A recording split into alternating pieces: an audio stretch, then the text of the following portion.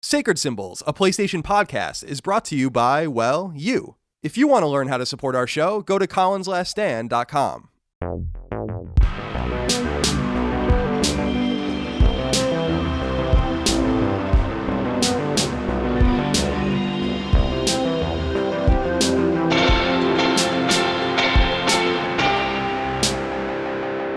Greetings and salutations. Welcome back to Sacred Symbols, a PlayStation podcast. This is episode 70. My name is Colin Moriarty. I'm joined as always by Chris Raygun. Chris, you're looking healthy today. You're looking fit. Oh, yeah, good, because I'm rested. sick. No, you're sick. Well, it's because you were drinking NyQuil, as we understand Yeah.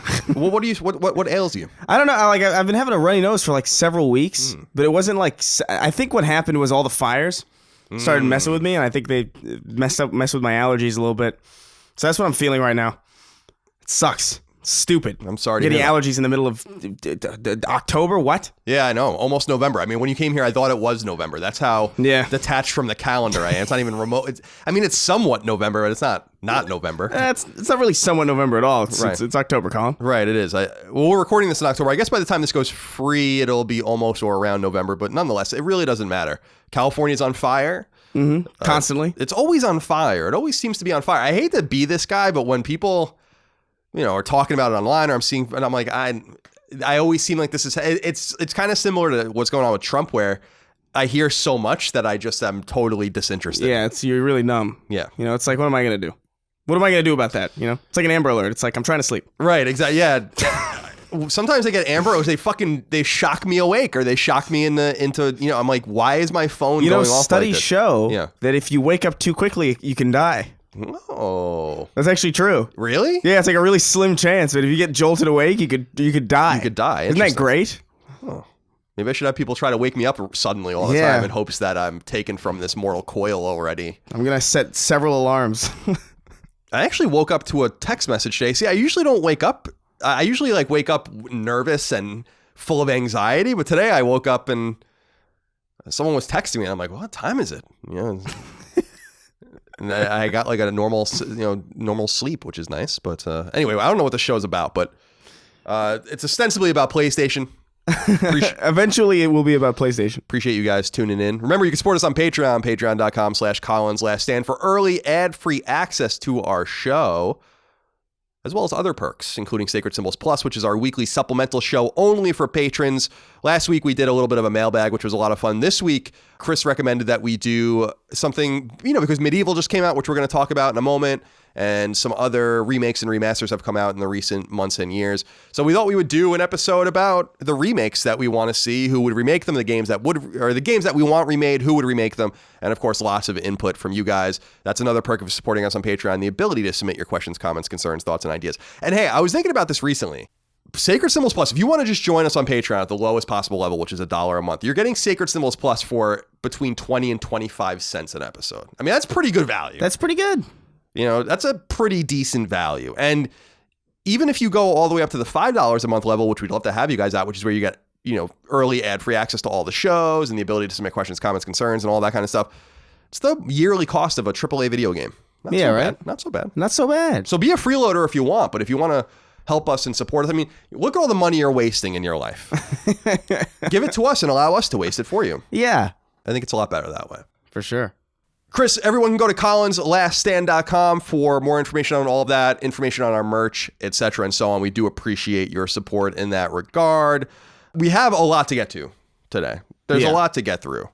But I thought I would start with this letter from Saul Nolasco. Now, I don't know if he meant to send just this on Patreon or if he hit enter or whatever and then sent it. But all he asked was, how are you two fine gentlemen doing? That's it. That seems like the beginning of something that he was going to ask us, but that's all that came through. Yeah, maybe he sent it by accident instead of starting a new paragraph. You think he would have noticed, and maybe, is Saul so lazy that he sent that and it got sent and he's like, fuck it. And then he just walked away? Do you think that, that this is all he meant to ask? No way. How are you two fine gentlemen doing? No way. Nobody cares about that. Yeah, I don't know. We already told you. We're all depressed and sad. Lumpy wrote into us. Lumpy.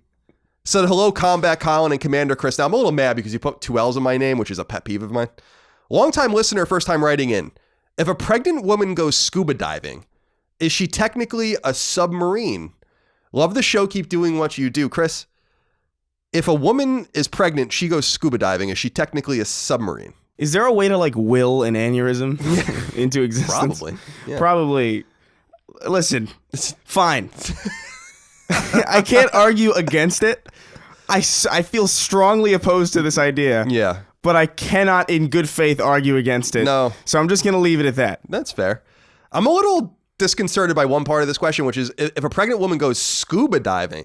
I mean, to me, I think you could have just asked, like, if a pregnant woman goes into a pool, if a pregnant woman goes swimming in an ocean, etc. Wouldn't the pressure of like scuba diving possibly like be pretty damaging? Because like that's a whole thing, point. Isn't it? Yeah, it is. That's a good point. Because you get the bends and stuff like that. Yeah. And you can't come up or go down too. So that's actually a great point. I would assume maybe you shouldn't or can't. Well, you can do whatever you want. But I don't think if you're pregnant, maybe you should be going scuba diving. Seems like it's not very fun for the baby. I feel like it's definitely advised against. I feel like I have a hunch that that's probably not something that most pregnant people partake in. When your mentally incapacitated baby is asking you about the pregnancy, you can say that you saw some beautiful coral reefs off the coast of Tasmania while you were crushing its brain under the pressure of the of the Pacific Ocean. What a great sacrifice. Now your head is a bowl. Mentally deficient. Patrick Doherty wrote in and said, "Hey, CNC, I was in Europe not too long ago." I'm sorry. "And my friends and I found ourselves starving in the evenings on many occasions. Five Guys was our savior when local restaurants were closed in London and Barcelona. Just wanted to put the heathens to rest. Long live the Five." Thanks for great content as usual. We are putting some serious money into the pockets of the Five Guys. We should probably be charging for this at this point. It's a little frustrating, but Patrick, I'm glad you were fed well in Europe. I always really enjoyed eating European food, the bangers and mash. Yeah, beans and with a side of beans. Yeah, beans and potatoes. And a bean milkshake. Pretzels. I had a lot of pretzels in Germany. When I'd go to Germany, there was a Pizza Hut in the mall near where I would stay. Both times I was there. Oh, so weird. I would go eat Pizza Hut. I don't think I've ever seen a they were Pizza Hut called in the Pizza mall. Hoot.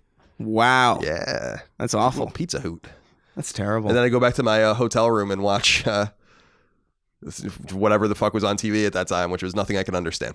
Jake Zielsdorf wrote into us and said, "Hey guys, per last episode's conversation, because we have a few corrections here to get through, about Ron Paul associated gold obsessive." So we were talking about Ron Paul and how everyone's obsessed with gold. We don't know the actual value of what gold would be in the apocalyptic situation when you would want like wheat. Yeah. Or food. Antibiotics or something like that. Yeah. There is indeed a term in the dictionary for these people. They are called gold bugs. And I submit a new term for the modern form of these creatures who obsess over cryptocurrencies. Bit bugs. Isn't that nice? That's cute. It's a cute little thing. I don't like cryptocurrency. No, I don't like it. It scares me. Yeah, it not only scares me, it just... the market is self-manipulated. You can see people that own lots of cryptocurrency talking up cryptocurrency to make it more valuable. Doesn't crypto mean like fake? Isn't that like kind of like a thing? I thought crypto is like... that root word means something that's not particularly positive. Oh, okay. Yeah, I don't know. Cryptology, I thought was like something to do with it. It's cryptographic. Right. As so in just it's like non-understand, like unknown. Yeah. But we know what it is. We know what cryptocurrency is. It's not. I think so. Unknown. Somebody had to make it, right? I still don't really understand what it is. But somebody had to make it. It can't be unknown if somebody had to make it. Yeah, no, that's true. And there are different kinds of cryptocurrencies as well. I actually had a really nice guy on Fireside Chats a long time ago to discuss it. And I think at that time I kind of understood it a little bit better than I do now. But I like blockchaining and all that kind of stuff. And here, do me a favor out there. Do not write in about this. Okay? Because I know you guys like to write in about... We're not going to follow up on this because I don't think either of us care enough. Just do us all a favor and don't write in about that. Jeremy Miller wrote in and said, "Hey, CNC, would you ever consider bringing back the Friend of the Week or some kind of equivalent?" So what he's referring to for my old school fans is back on Podcast Beyond. We used to do a Friend of the Week kind of thing where we would highlight a person on PSN that wanted friends or needed help with a game. That seems a little too literal for me compared to my old shows. I don't really want it. I don't know. You guys can tell me, is that something you want? Jeremy Miller says he needs help in Freedom Wars on Vita. He's grinding the online trophies. His name is SlyZappy1, SLYZAPPY1. I'm only reading that to inquire if anyone wants us to do that more often, and because he's playing Freedom Wars on Vita. Yeah. Which, of course, was the last great AAA exclusive on Vita that came out way back in 2014. Joe Byrne wrote into us and said, "Hey guys, just an update on how backwards compatibility on Xbox One works." So Chris and I were talking about last week kind of theorizing how this works. I guess clearly a little unsure. Here's how it goes. I actually think I was pretty much right, actually. Discs work almost as a key to unlock the game, which is installed on your Xbox. So when it is loaded into the disc tray, it never has the Xbox reading the disc except to acknowledge that the game is inside the Xbox. The game is then started and is played through an Xbox 360 emulator that exists within the Xbox One. You can even, Chris said this, you can even open up the old 360 guide and start parties with friends who are playing on Xbox 360 if you would like. The same goes for the original Xbox games as they start an original Xbox emulator within the Xbox One. Some very cool stuff. Sony likely hasn't figured out how to create such an emulator for something like PS3, PS2, or PS1. And that is why the PS4 cannot play disc-based games from older generations. Hope this clarifies things a bit. It does. Thank you for that. I think I was basically right. Yeah. I think we both kind of walked around that point, too. Yeah. I think I remember specifically saying that I thought it was an emulator. And I said that I think the discs just read as like knowing that you own it. So we got there in the end. It probably took us about 25 minutes to say what Joe Byrne just said in a short paragraph. And finally, Nimbus wrote in with a correction. He said, "Good day, Colin and Chris," or CNC. "I would like to offer a counter to your recent doom and gloom-like comments on Final Fantasy 15. We still have Final Fantasy 15 defenders out there, by the way. Although... he's right, because this does need to be corrected. You said they only released one DLC, but that was from the second round of DLC. Overall, 4 of 7 DLC packs were released over the 2+ years between the game's release and its last DLC. This is in addition to the additional story patches, side content, game modes, multiplayer, and spin-off games. Just wanted to clarify all that after you suggested Final Fantasy 15 didn't go so well. Keep up the good work and keep making every day great again." Thank you. Didn't it not go so well, though? I mean, I think it did fine. I don't know that it was this event. Yeah. But nonetheless, I do appreciate you submitting your corrections on Final Fantasy 15. Thank you for that. Chris, before we get into what we're playing, a few notes that are kind of pre-news notes that are not in the news. I don't really feel like talking about them at length. The big one is that Death Stranding is coming to PC officially. Kojima Productions has announced that. This really annoys me. I don't know how many more times I can say this. And I really feel like, and I don't want to attack, I'm not attacking anyone specific because I don't really listen to video game podcasts. All that is clear to me is that a lot of you out there that are listening to multiple video game podcasts or getting your information from various media outlets, which is great. A lot of these people don't know what they're talking about. Because if they did, you would know that this was already revealed when Death Stranding was revealed. We talked about this. Several times on the show. And it just annoys me. It reminds me of the whole press square to see hidden trophy information. Like, we already knew that. And now everyone's writing all of this news about it as if it's new again. And I woke up this morning and everyone's like, Death Stranding's coming to PC. And I'm like, yes, I know. They announced that. Indeed, it was on PlayStation's own website when the game was announced. Although apparently they have scrubbed that since. So the interesting thing about this is it comes to PC next year. It's coming into PS4 in the coming weeks. It's very imminent now. And it's being published by 505. It's not being published by Sony on PC, which is interesting. 505 most recently published Control. So... yeah. Interesting that Sony's not publishing the game or not a huge surprise. I was looking into this a little bit. Obviously, Quantic Dream brought their games to PC. They self-published those. So there's that. Helldivers was brought to PC. We're going to talk about that in a little while, actually, interestingly. But Sony published it on PC. And then Annapurna, the publisher, Annapurna Interactive, published all of That Game Company games, specifically Journey and Flower on PC. So there have been different partners working with this in the past. But how many more times can I say that Death Stranding's coming to PC? Yeah. Evidently not enough. Well, now you have it from the horse's mouth.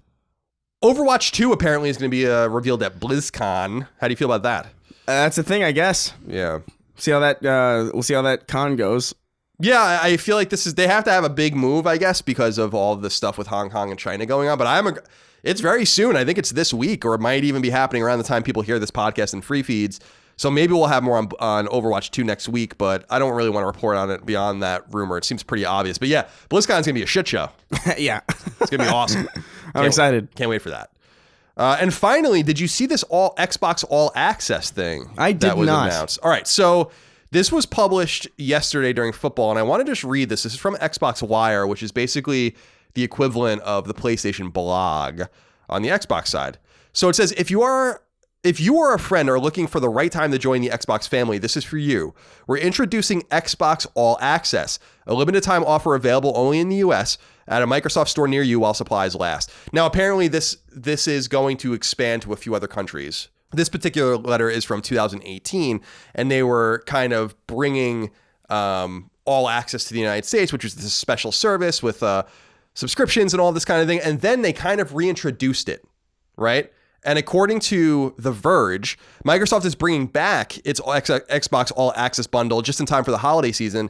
Xbox All Access is a bundle that splits the cost of an Xbox console, Xbox Game Pass, and Xbox Live into monthly payments across 24 months. The interesting thing about this, though, is that there's a special upgrade offer for the Xbox One X bundle with the ability to upgrade to Project Scarlet in 12 months' time. Project Scarlet, of course, being the next Xbox. So I'm bringing this up only because we brought the Xbox All Access thing was announced last year in October, brought back this October for more territories, is the subscription service, and they're parlaying it now into their next hardware initiative, which is pretty interesting. Yeah. And so we'll keep an eye on that. Not exactly PlayStation-centric news, but certainly something Sony should be paying a lot of attention to. And I've said in episodes past, Chris, that they need to get on this subscription service where people are basically getting hardware. It's kind of like the rental centers. Yeah. Rent-A-Center, RAC, where it's hopefully a little less predatory than those places are, where you're like going and buying a couch and paying like $12,000 for it. But this is a nice way for people. You know, a lot of people that listen to the show live paycheck to paycheck, don't have a lot of money, can't buy things. New hardware is intimidating. I understand that. This seems like a cool way to get people involved. And so I just wanted to bring that up because I think it's a good idea. Chris, let's get into the games we're playing. We're both playing the same games, which is Medieval and the Outer Worlds. I'm really interested to hear what you think of Medieval first, and then we'll talk about the Outer Worlds second. Medieval is what I remember, basically. So I'm not really surprised or, blown away or anything. It's exactly what I would have imagined it would be. I like it. I do think, again, this is just a problem with this game, I think, where the tone is very specific, and it's really hard to capture that tone again. There are environments that were previously very daunting in the previous games that are now very kind of colorful and grandiose and almost kind of whimsical. And it's almost like Ghostbusters, I feel like, where it's like it would be really hard to make Ghostbusters again because it was so specific to the time. It's such a specific crew working on it. It's such specific limitations that they were working with that actually, I think, helped. The fact that so much of the original game is mostly silent, aside from the music, and like now there's like a bunch of like Foley and like there's all these sound effects, and it kind of makes the environment a little bit somehow less dire. I do think it's fun. I like it. It plays better than the original for sure. But aside from that, I think it's a PS1 game. I really do think this should have came with the second one. I really don't know why they didn't just do both of them, because they're basically the same game except the second one's better and longer. So it strikes me as weird to just focus on one game when it's so short and it's so specifically the first of a series. You know what I mean? Yeah. It's like the pilot of what eventually was like super cool. Not that Medieval isn't cool, but like it's definitely like, I don't know. I'm mixed on it. I'm overall happy, but I don't know. I miss the tone. I'm really happy the original game is in there. When you said that to me, I was like blown away. Yeah, were you able to unlock it? Not yet, because I'm still splitting between Outer Worlds. Right. But yeah. Yeah, I sent Chris a note. I think it was from our friends at Push Square that noted that you can actually, through some trick, unlock the original Medieval in Other Oceans Medieval remake on PS4, which is pretty cool.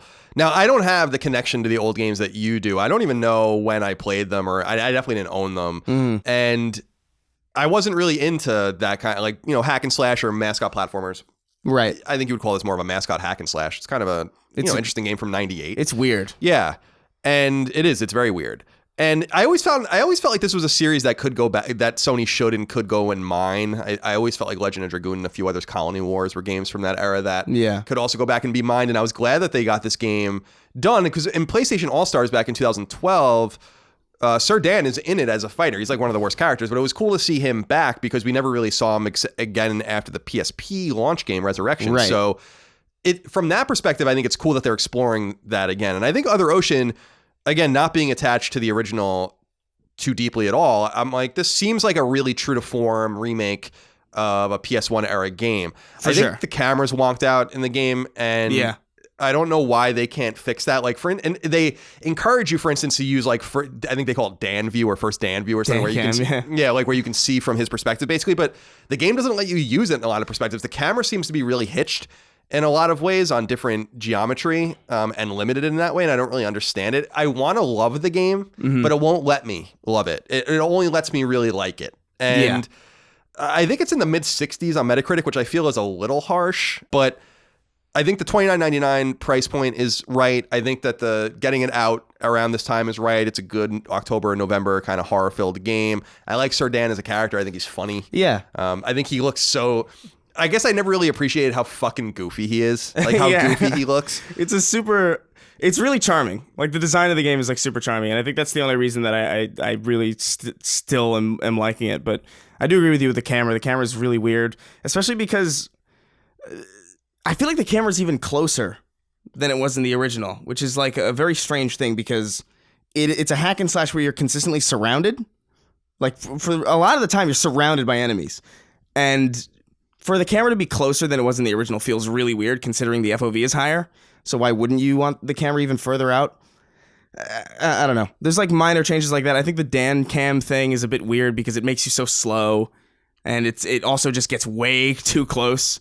Makes it feel like it's a third-person shooter, but you can't really aim with it. Right. So it's like, what? I don't know.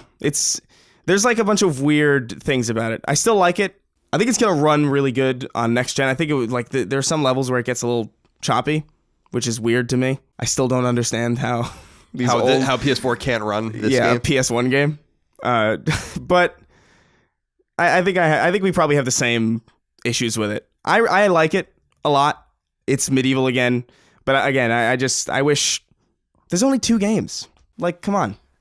Well, I think we might bummed out about it. I think we'll see if we get the other one. I don't know. It doesn't seem. See, when we were busting balls with Concrete Genie because Sony didn't give a fuck about that game, and that was obvious. I mean, they, as I said, they released Wired's embargo the day Concrete Genie came out, basically killing anything that game would have had as far as social media momentum or anything like that. And so I went and looked just what happened on the day Medieval came out.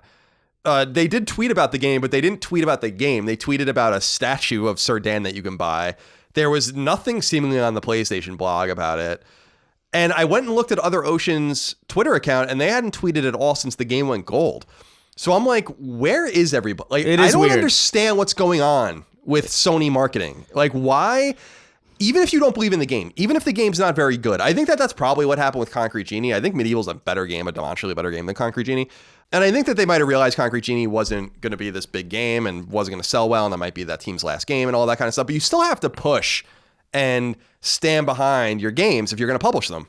And yeah, it's super weird that they're just like, they're MIA. And makes no sense. I understand Death Stranding's on the horizon, but it doesn't really matter. You see, they've flooded the zone with Death Stranding to the point where I don't even care like that much about it Conan anymore. O'Brien's in it. Yeah, like Conan's in it now. I watched that weird video he did in Japan with Kojima, and they've like went so overboard. It's like whoever's in charge of marketing and directing PR and all that kind of stuff at Sony just is really, they really don't know what they're doing. And it's funny because I was thinking about it.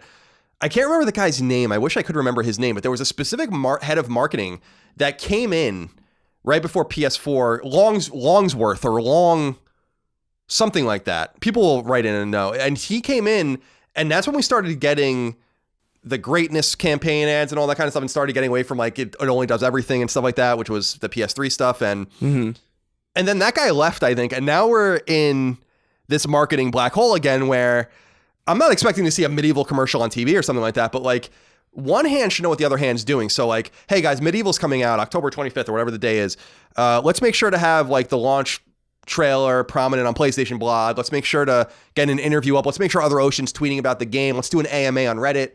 All those kinds of things. It's just like those things matter and and generate goodwill. And if your game is only going to sell 50,000 copies or whatever, which I think Medieval is probably going to sell, I think so. Then you could probably get another 5 or 10,000 out of it by pretending you give a shit about the game. If like you don't care enough about the game to even have anything about it, even like if I were in charge of PlayStation social media, the day Medieval came out, all we would talk about is Medieval. That's it. We would have Medieval art contests and pumpkin carving and all that. Like, just for one day. Like, what's the big? Can we shut the fuck up about Call of Duty for one day? Can we shut the fuck up about Death Stranding for one day? Can we pretend that anything else exists We've been talking about Death Stranding for longer than Medieval was even announced. Exactly. Than people even knew about Medieval. It's frustrating to me. It is frustrating. Because if I was at Other Ocean, I'd be like, we made a pretty good game, and we made a game that's true to the original, and it's totally out of our hands. And it reminds me of studios in the past, like Housemarque, that were so disenchanted with Sony PR and Sony marketing that they tried, with Resogun in particular, tried to hire their own external PR and started trying to market the game themselves and got in trouble for doing that with Sony. So I think so I think it's like they were spending their own money to try to get the game out, even though they were already paid their lump sum. It doesn't really make much sense. No. So I feel bad for these various teams. I feel bad for, for the Concrete Genie team and the Medieval team, because they're just dying under this weight of a publisher that doesn't seem to give a flying fuck about them. And I think that's too bad. And you know what, guys? This spells, I don't want to say certain doom, but it doesn't spell good. If you care about Predator or something like that, withhold your glee, because I would assume that they're gonna.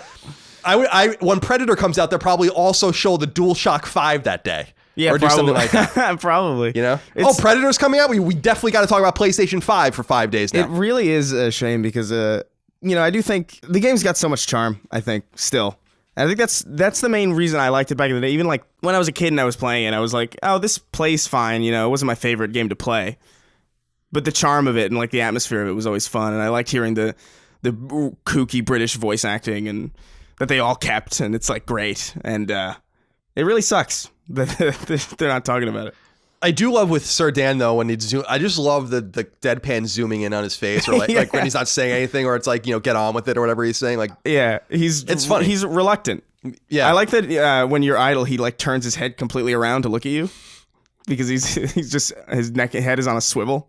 I definitely am glad I played it and bought. I think it's worth $29.99. I think so too. I know that a lot of people out there, again, money's tight. You got it, especially now in Call of Duty and the Outer Worlds and Jedi and all those kinds of things. Right? I know everything's out right now. I know money's at a premium and you might want to wait, but I really hope you guys choose to support Other Ocean. Fuck Sony. Like they clearly don't care about this game. It's not really for them as much as it's for supporting these devs that. I don't know, man. If I was at Other Ocean, maybe part of it's their fault too, because like, why aren't you talking about your game? Yeah.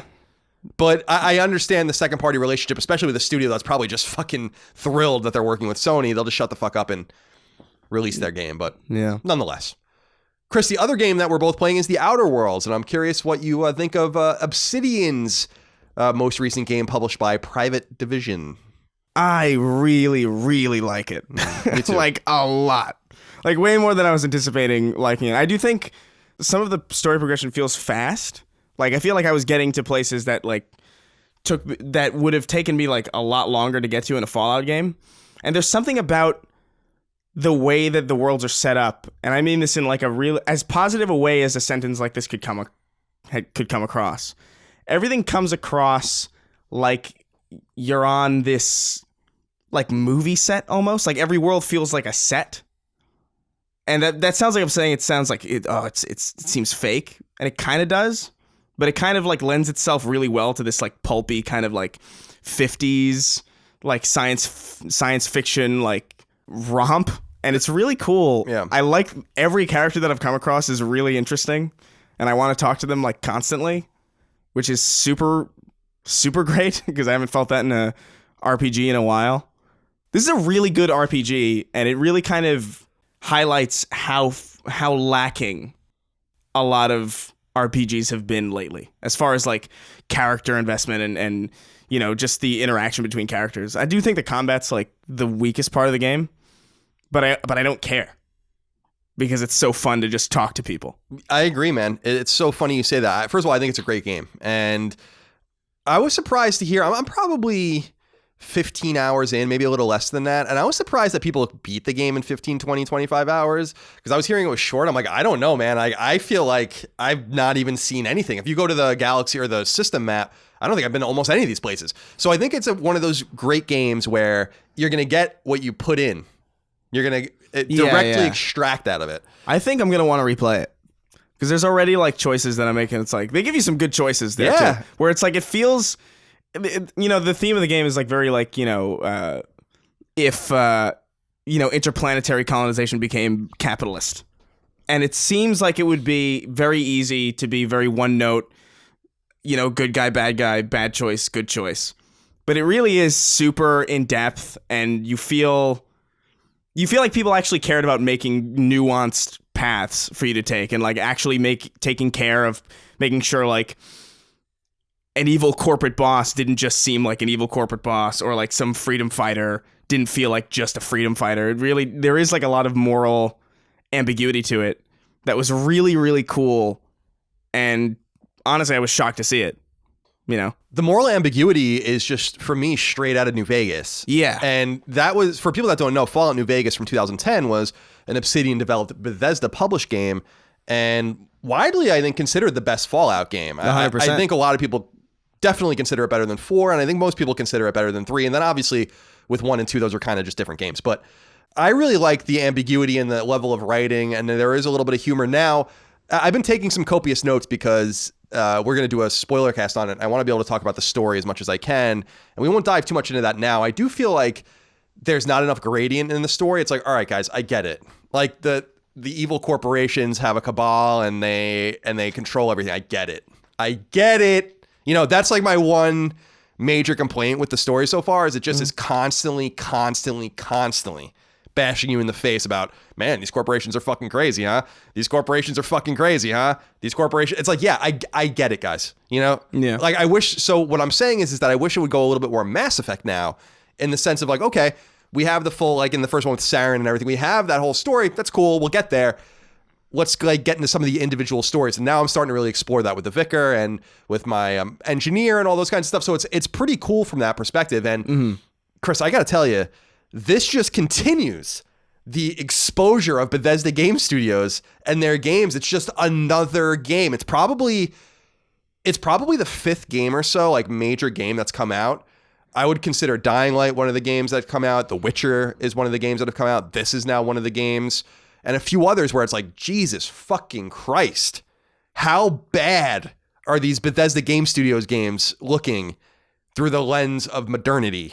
And what I love about this the most is that it's unabashedly a Bethesda Game Studios game. It's not like it's trying to be something else. It's not. It even has its own version of VATS and all that kind of stuff in the game. I love it. The computer, and you were talking about the 50s and all that kind of stuff about that mentality. It's like a retrofuturist kind of sci-fi. Which is just what Fallout was. Yeah, right? yeah. And because Fallout, the Great War in Fallout's in 2077, we don't usually get a look at it. Fallout 76 obviously takes place around that time, but we don't usually get a look until everyone comes out of the vaults generations later. But it's even like the old Apple II style computers and the different statistics, the same kind of statistics. What did you dump your points into in the beginning? And how have you been playing? I've been trying to avoid combat as much as possible. Me too. I've been doing like all my stuff into like persuasion and like lying and intimidation with like very little like ranged combat, just because I can't melee people for shit because I'll get stomped.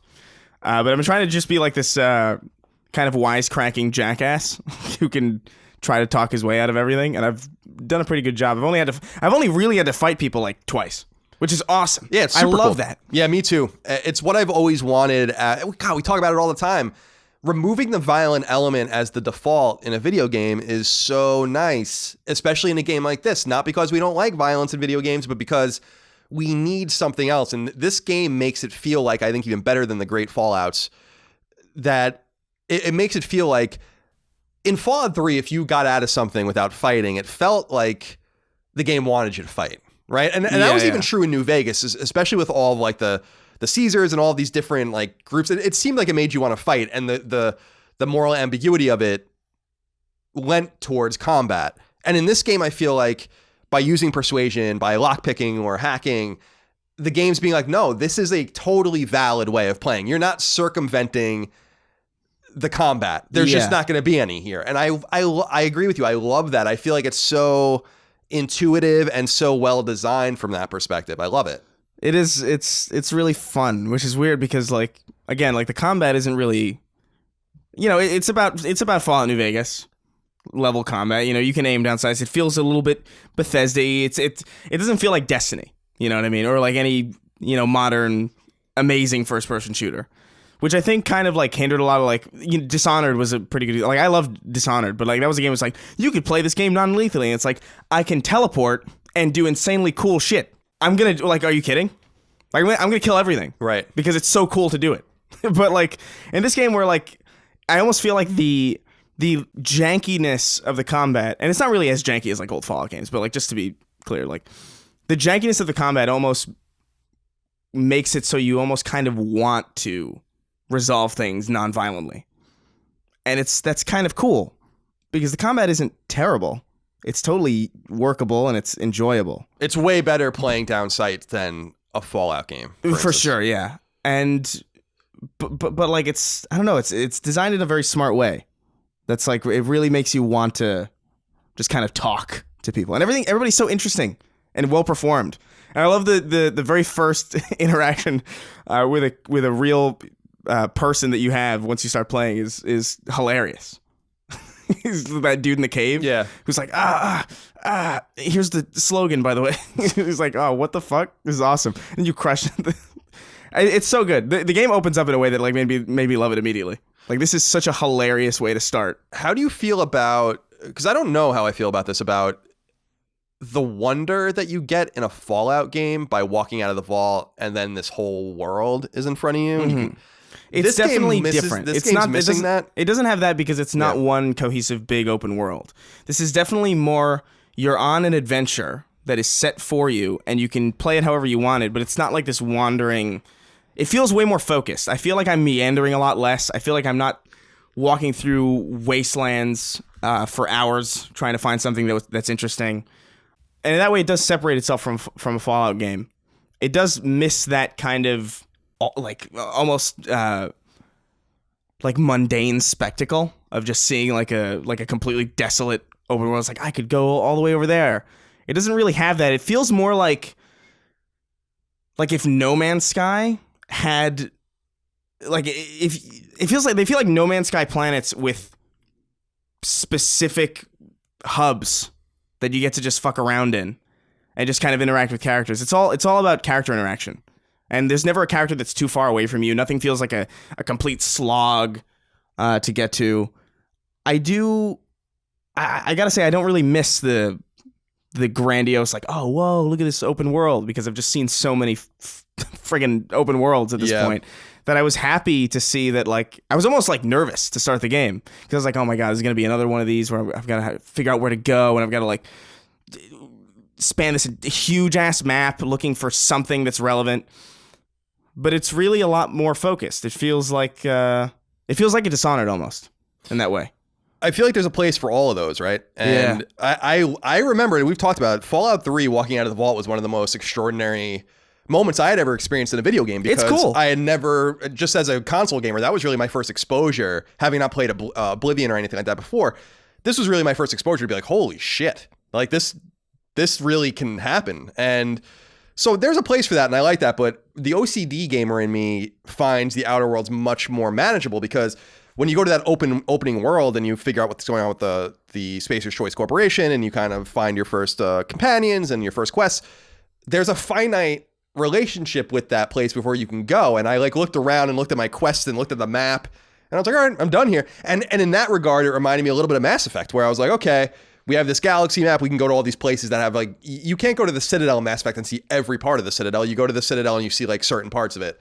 And this game reminds me a little bit of that, which is cool. So yeah. I like that it feels manageable. Again, a lot of people are saying it's pretty short by these kinds of game standards. I'm not experiencing that yet, though. See, that's the thing, is that I don't know how quickly people are playing through this, because I'm just playing and taking my time. The other thing I'm doing, Chris, to your point about the performances, after you hear a voice a few times and I read, and I'm sure most people do, read way faster than the voices are coming out. And I usually just skip that. In this game, I'm actually letting them read the lines and like sitting there, because the faces are more immersive. The voice acting is very compelling.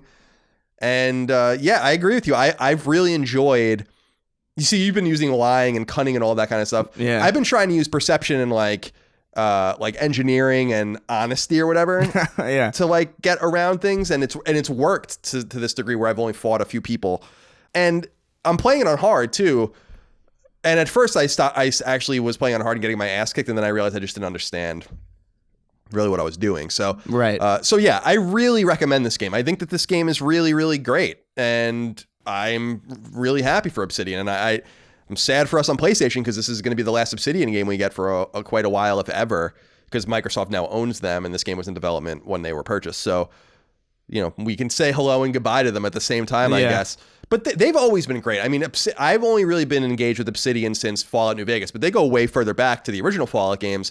And they made Stick of Truth and some other games. I think Pillars of Eternity or whatever that game was is theirs. So they have a pretty, that was a great acquisition by Microsoft in hindsight. That was the one that made a lot of sense compared to Playground and a few of these others that they found. I feel like that's the one studio they bought where I'm like, Sony might have wanted to maybe try to get their hands on these guys. But nonetheless, congratulations to them. Congratulations to Private Division, which I'm sure has a great hit on their hands. And we'll do a spoiler cast on this in the next week or two and really go into the story, really go into the gameplay, talk about it. Solicit your questions, comments, concerns, thoughts, and ideas. That will be an episode of Sacred Symbols Plus, of course. Yeah. Highly recommend it. Chris, let's get through a few of these questions in regards to Medieval and Outer Worlds before we get into the news. Matthew James wrote in and said, "Greetings, gentlemen. How does Mr. Raygun feel about the poor to average review scores for Medieval?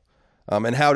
So we already talked about how your reviews compare to the general consensus, but does it hurt you at all that Other Oceans Medieval was caught in the mid-6s on Metacritic? I was hoping for something a little bit better for them." No, I mean, the original Medieval has always been, I mean, like I said, it is more of a, I don't know, it's more of a charm game. Like, to me, it's like I never really, the magic in Medieval was never in the gameplay of, like, killing zombies or anything. It was always, like, the charm of it, and I know for sure that that's going to be lost on a lot of people. It's an old game, and they're remaking a PS1 game very true to form. That's main highlight was not the gameplay. So, like, I mean, it doesn't surprise me that it's not scoring particularly well. I imagine that if you see this game on a shelf and it appeals to you, you're probably going to like it. I think if you see it, what you see is what you get with Medieval, I think. There's no, like, smoke and mirrors about it. So anybody going in to expect, like, I don't know, some RPG or, like, some, I don't know, Man of Medan or something. Like, I don't know what you could possibly expect out of Medieval, honestly. Yeah, it is what it is. Yeah. Brian Shy wrote in and said, "Hey, Long Island Bert and Bronx Ernie."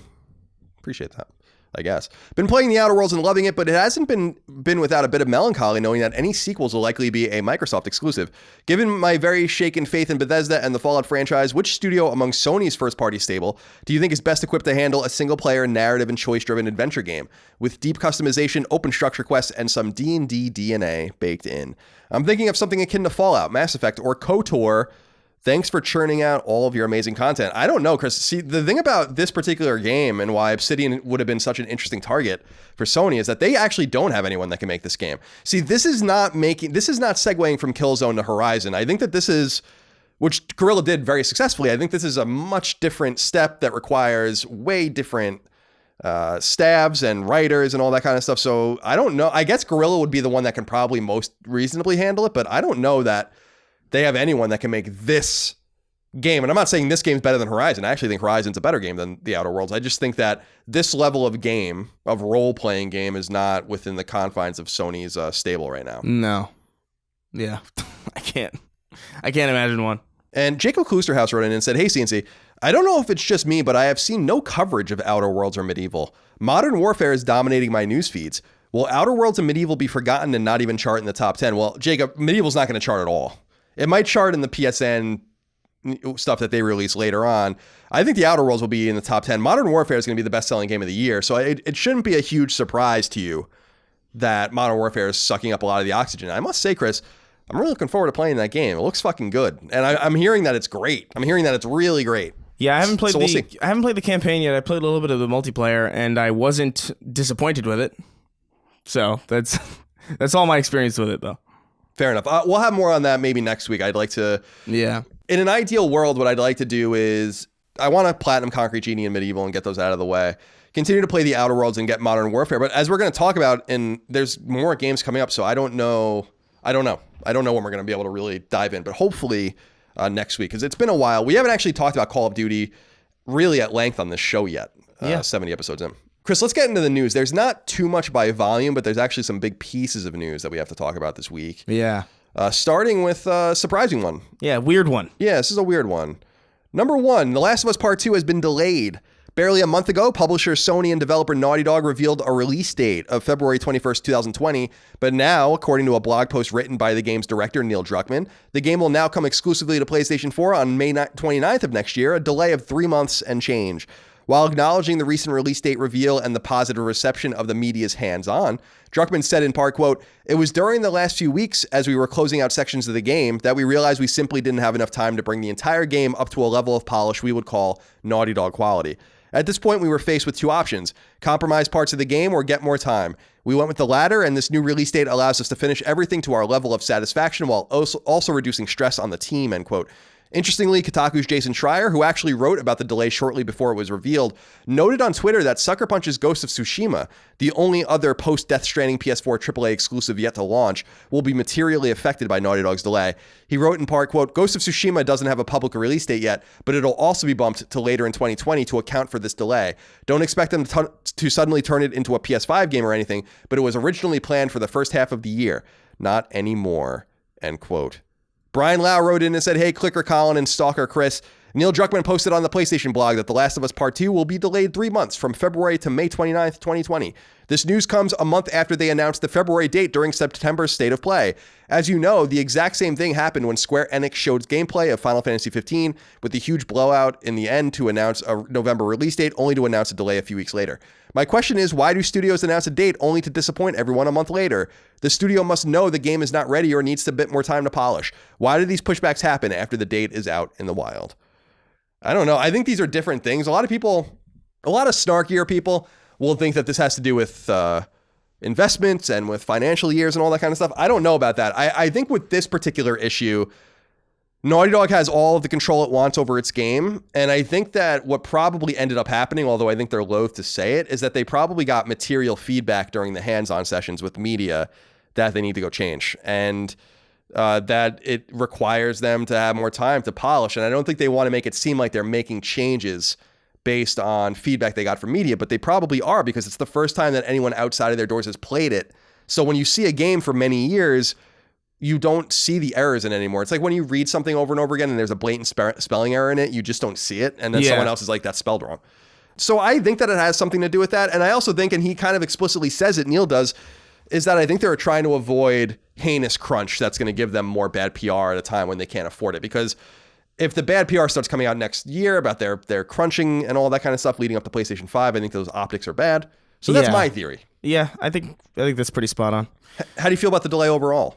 I don't really care. No? Nah. Well, you're not a big fan of the game, I guess. So. I just like, to me, like a delay, I'd rather have a delay. You know? Just get the game done. You know, I don't mind waiting another couple months as long as the game's good. So I feel the same way about Doom Eternal. Like, whatever, you know. I was looking forward to playing that game, but I was almost like kind of relieved that it got delayed, because I was like, okay, now I have time for like the Outer Worlds and like Modern Warfare and all this shit. Right, exactly. So it's just like, whatever. It's no skin off my bones. Just finish it. Yeah, delays, as long as you finish it. Delays don't make games worse. Right. And so there's that. And yeah, it's a little disappointing. I don't know why you announce a release date so confidently and then move it. That's the thing that was like more confusing. It's like, why even bother with the release date that soon? You know, like, February for sure. And it's like, well, you couldn't have been that sure, really, right? If you managed to change it like a few weeks later. Yeah, it is a little weird. Yeah, they're closing the game out, so it's going to be playable from beginning to end. It probably already is. And yeah, well, maybe we'll find out more. Maybe they'll be more candid, although they're not a very candid publisher. So we'll find out in May. And the disappointing thing, although they didn't call it out, I trust Jason Schreier, is that this now affects another first party's game. And I wonder how they feel. If I were at Sucker Punch, I'd probably be pretty thrilled, actually, because this just inherently gives us more time. If they were aiming to get the game in the first half of the year, it seems like that was a May game, an April or May game, and now they get pushed to August or September, I'd be like, all right, that's not the worst thing in the world. No, it's probably a good thing, honestly. It means that game's probably going to be pretty solid. Right. And it'll be close enough. See, now we're getting close enough, and this is where the interest and the intrigue in what the launch games on PS5 are going to be from first party and second party, because now we're getting to the point where I know that Schreier didn't say to expect it, but why can't Ghost of Tsushima now be a Twilight Princess type game or a Breath of the Wild type game where it's playable on PS4 and PS5 and it's launched on PS5's launch day and you can buy it on either version of the game? It seems to me that would be kind of wise unless you have some big AAA exclusives ready to go and Ghost of Tsushima is just going to be in the way there. See, that's the only pincer that is unfortunate for them, is that if they get pushed too close to PS5, and by that point we know what PS5's launch games are going to be, we're going to know by that point, then there might be in this no man's land, which kind of sucks for them. But I don't think that's bad. Ghost of Tsushima seems like a great game to release in July or August. Yeah, I think so. So we'll see. So we'll learn more from Naughty Dog hopefully next year as the game gets closer. But remember, no longer coming out February 21st, now coming out May 29th. Number 2. In a press release accompanying its recent financial results, publisher Ubisoft candidly discussed the state of some of its already released games and have additionally delayed a whole slate of its upcoming titles in order to increase their quality. Within the press release, Yves Guillemot, who's the head of Ubisoft, celebrated his publisher's successes, including continued positive numbers seen from Rainbow Six Siege and Assassin's Creed Odyssey. He then writes, quote, "However, we have not capitalized on the potential of our latest 2 AAA releases. For Ghost Recon Breakpoint, while the game's quality appeared on track based on E3, Gamescom previews, and our latest internal playtests, critical reception and sales during the game's first weeks were very disappointing," end quote. The Division 2's sales were also apparently softer than expected, though not to Breakpoint's extent. Identifying some of the issues the games face, Guillemot later writes, quote, "We are tackling these issues head on and already are implementing significant changes to our production processes. In this overall context, we have decided to postpone the releases of Gods and Monsters, Rainbow Six Quarantine, and Watch Dogs Legions until 2020-2021. While each of these games already has a strong identity and high potential, we want our teams to have more development time to ensure that their respective innovations are perfectly implemented so as to deliver optimal experiences for players," end quote. The 2020-2021 refers to Ubisoft's next fiscal year, which begins in April of 2020. Therefore, these 3 games delayed will launch no sooner than April of 2020 and no later than March 2022. Josh wrote in and said, "Hey, Colin and Chris, since Ubisoft delayed Watch Dogs Legion, Gods and Monsters, and Rainbow Six Quarantine out of the spring, do you think that they are going to move these games to next gen? Maybe PlayStation 5 will launch with 3 Ubisoft titles. Thanks for being the best podcast out there." Thank you, Josh. It's definitely not going to launch with 3 Ubisoft titles. No, definitely not. They would just cannibalize their own games at that point. But I mean, I'm sure some of these will. I think Watch Dogs is probably a PS4 game. Yeah, it seemed to be the one that's closest. So yeah, I would expect that. Gods and Monsters is definitely a PS5 game. I don't think there's any reason to think that it wouldn't be. Rainbow Six Quarantine, I think, is also PS4. I don't see why they would. It's interesting that they're choosing to do this because of Breakpoint. Apparently, the game is just bombing. Yeah, and to the extent that I didn't add it to the news because it just didn't seem that noteworthy, but actually the studio released a huge blog post today when we're recording this about Breakpoint about what they're going to do to fix the game, because apparently it's just not great. And that's a little surprising. I think Ubisoft has been known, whether or not you vibe with their games, they have a real quality first orient to their development. I think more than almost anyone else. They release, I think, the highest volume of games that are of the highest quality. I think that Activision obviously releases a couple of high-quality games a year. Sony's games are high quality, but it seems like Ubisoft gets these games out, and it's very rare that one of their AAA offerings is not good. To me, I like Watch Dogs the original Watch Dogs is the last one I can think of where I'm like, this is a pretty mediocre game from my perspective by Ubisoft standards. And it's surprising to me that Division 2 didn't sell well, because I think it's great. So I like that they candidly release this for their investors. They also talk, if you guys want to go read about the investment notes and what their plans are, he basically says that they're going to take a massive financial hit because of this. And what he basically says is just stick with us because if you're an investor, because we're doing this in order to extract better long-term results that will make us more money in the long term, which is nice. But it's nice to hear someone say that openly and talk about that, saying like, we must sacrifice now to get these games better, because that's not a move that an EA would make. No, definitely not. For instance. Definitely not. So that's a little disappointing if you're looking forward to those games, but I think that this will net more positive results for Ubisoft, and I'm not especially excited to play any of these games, so there's really no skin off my back as far as that's concerned, but we'll see how it all turns out. Number 3, Sony has trademarked a bunch of new PlayStation-related terms in Japan, according to website Gamatsu, indicating a longer-term plan for the brand than we might think. Sony has officially trademarked PS6, PS7, PS8, PS9, and PS10 in its native country. Gematsu reports that PS2 was trademarked in 1999 to be released in 2000. PS3 was trademarked in 2005 to be released in 2006. PS4 was trademarked in 2006 to be released in 2013. And PS5 was trademarked in 2006 to be released in 2020. So it seems that Sony is merely covering its butt. Yeah. That's not surprising. No, not a huge surprise. No. But funny nonetheless. And a lot of people were bringing up the PS9. Remember the PS9 commercials during the PS3 era, I think it was? Where they were supposed to be fake commercials for PlayStation 9. Do you remember that? No, I don't remember those. It would be like it was like an orb, like a circular orb. It said PS9 on it. Anyway, that was when PS3 had, for people that weren't around or aren't aware, PS3's commercials in the beginning were fucking terrible. Oh yeah. The baby commercials and all that kind of stuff. The PS3 commercials were like control ads. Yeah, almost. They were like really like, what the fuck? Really weird. Objects of power. But one of the things that people have been, one of the commercials for PS3 was for the PlayStation 9. It was supposed to be like this weird meta thing. And so people have been bringing that up. Number 4, struggling but apparently somewhat popular online RPG Fallout 76 is getting some new paid perks, like private servers, as we discussed last week. But now we have much more information about Fallout 76's upcoming premium revamp. Bethesda is deploying a Fallout 76-centric membership called Fallout First, which includes those private servers called private worlds in-game, and much more. If you subscribe, your in-game scrap box will be given infinite storage. You'll get a survival tent that can be placed in the environment for your use. You'll get a monthly stipend of 1,650 atoms to spend at the Atom Shop, and you'll get some outfits, icons, and emotes. While seemingly innocuous, Fallout First has drawn wide derision due to its price, $12.99 per month or $99.99 per year. Worse yet, according to forum and Reddit complaints compiled by Polygon, the various updates are apparently broken, even catastrophically so.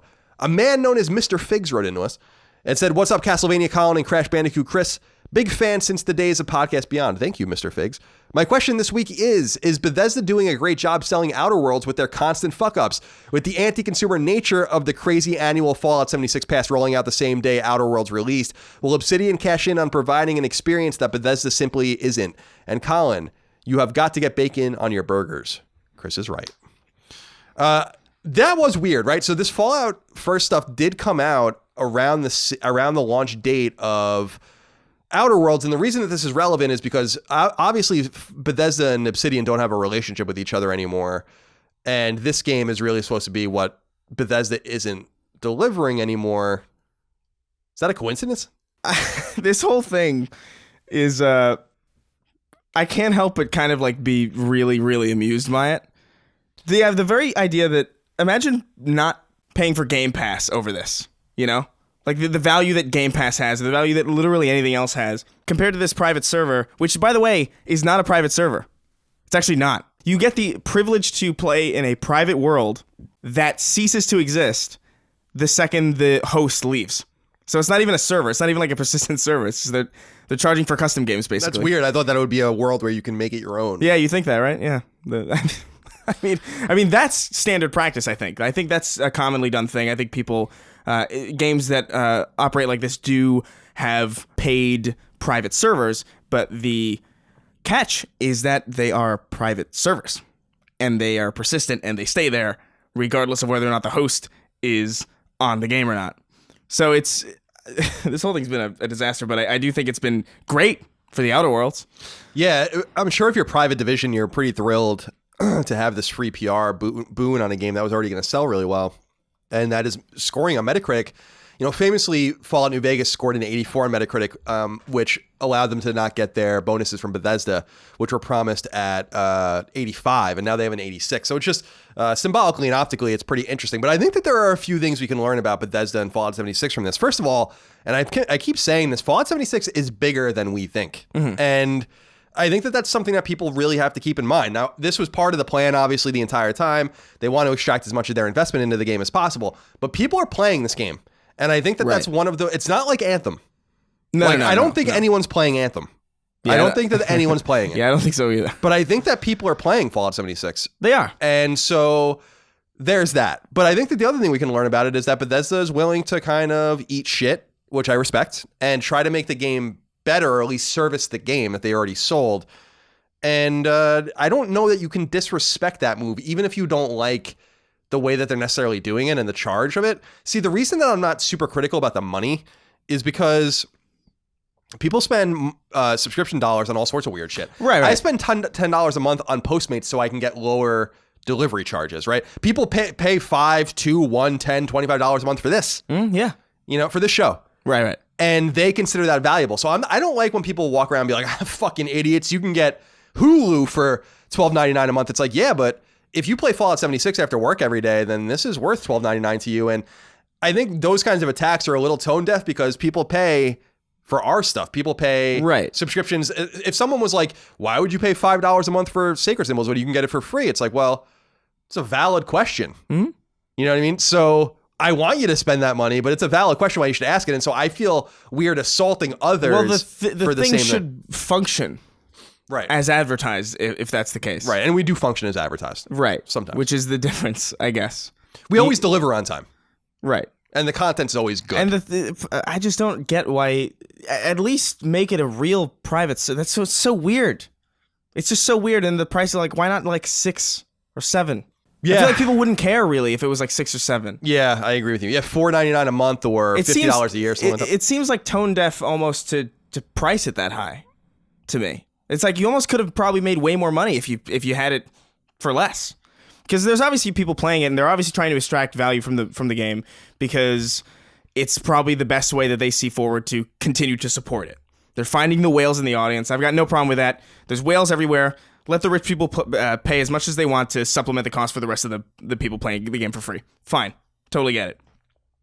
But you have to like offer something that works. And the fact it's been hilarious. There's been like posts of people. In the game, apparently, it lets you know. There's like a flare over characters' names or something that lets you know whether or not they've paid for premium content. So like those people have just been getting beat up by people in like weird costumes, which is like amazing. It almost makes me want to play the game to see it. That's fucking awesome. Isn't that great? Oh, they're like getting ganged up on and like beat down. So it's like, can they get their stuff stolen or something? Is that what I don't think so. They're just doing it the asshole.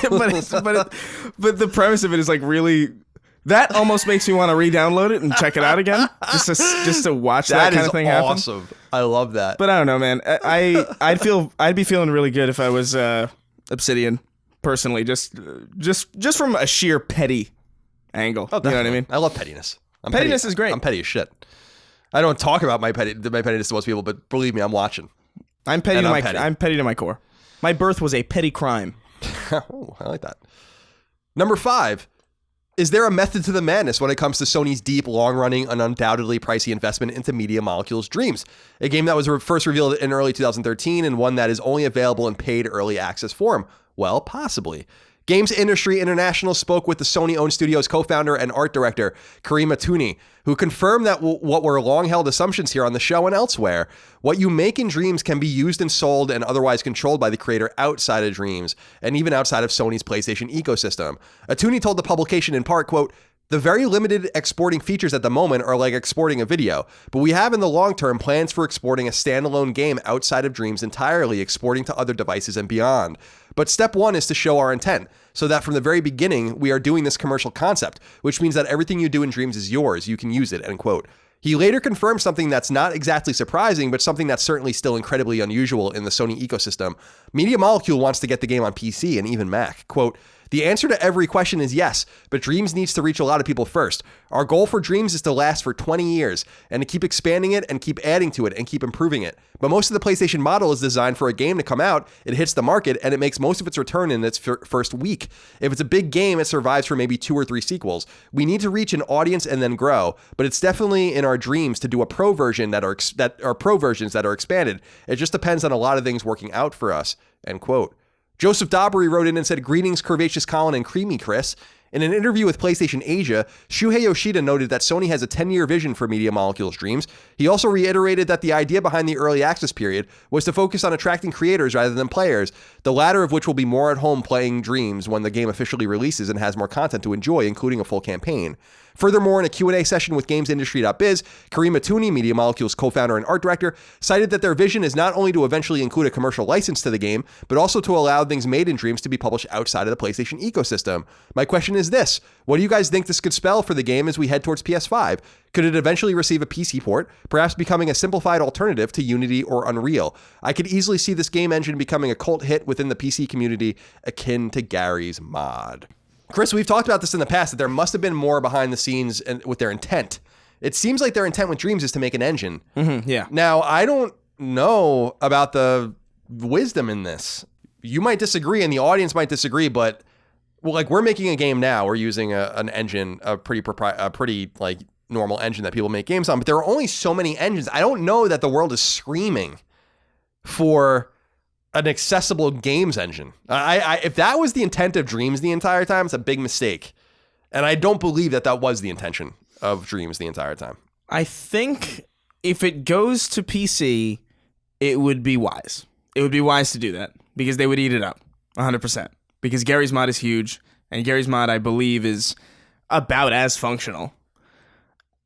I don't know. This feels weird because I feel like Sony isn't afraid to just, kill a studio. You know what I mean? Or just be like, get out of here. You fucked up. The car doesn't look right, right. in Drive Club. Get out of here. So it strikes me as they must see something here that is, at the very least, reassuring to continue to put this out. Because it's not a high-profile game, necessarily. It wouldn't really affect optics that much if they were to be like, hey, Dreams is not working, it's done. A lot of people would be like, what is that? Because most people probably aren't playing it right now. So they must see some value in it that is material more than just like this ethereal conceptual kind of idea. So I mean, if the move is to PC, and Mac especially is a super smart idea, I could see that being a pretty good investment. But I don't know, man. I agree with you overall. I don't know what would make you want to choose the Mac version of Dreams over Unity or Unreal. Or Game Maker, or any of these things. Or Game Maker, or what the licensing fees would be. I guess like the licensing fees would probably be like a lot lower. Yeah. Would be the draw, probably. That's probably the thing, Chris, is that... And it would be their kind of like almost the alternate way of getting games on other platforms without being necessarily PlayStation games. Sure. That's actually a really great point, because the licensing fees and owning and operating an engine are huge, and they already have Decima, which I think that they want to keep internal. I don't know that they want to make Decima available to others, which I think is probably smart if they really believe in the engine. But for instance, I think Unreal Engine, which is Epic's engine, I think that when you commercialize your game, they just get 5% of all gross revenue of the game. Something like that. I think others like Unity charge like a flat rate, and then you keep the game. So there's all these different avenues by which you use the engine, you use middleware and stuff, and then you have to pay all these fees. So the long-term goal could be to have a fee structure in Dreams using it as an engine. And then if you make, like, if someone makes a bit, it reminds me of Net Eurosi. We've talked about this in the past. Net Eurosi was the PS1 dev kit. And it was available for $800 to anyone who wanted to buy it. It was navy blue. It looked just like a PS1. It plugged into your computer, and a few games came from it.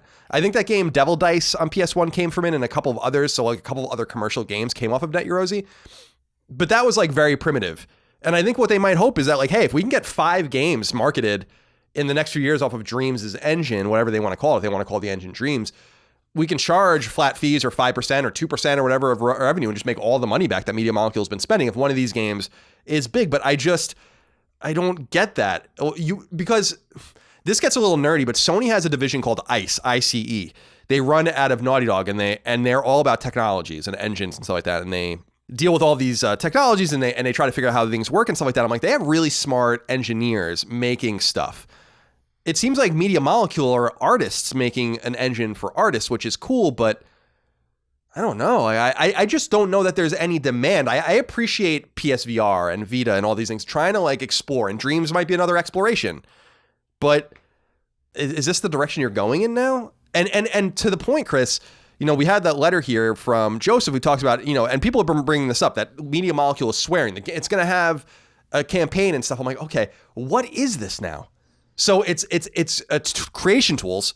It's going to have a campaign. It's going to be ported to PC and Mac. You're going to make games on it. you're going to license those games through Sony and sell them elsewhere, then why does it matter if it has a campaign? I think the weirdest part and the saddest part of this is that they've got a 10-year, 20-year plan for this game. So we're just not going to get Media Molecule games, I guess, for the next 20 years?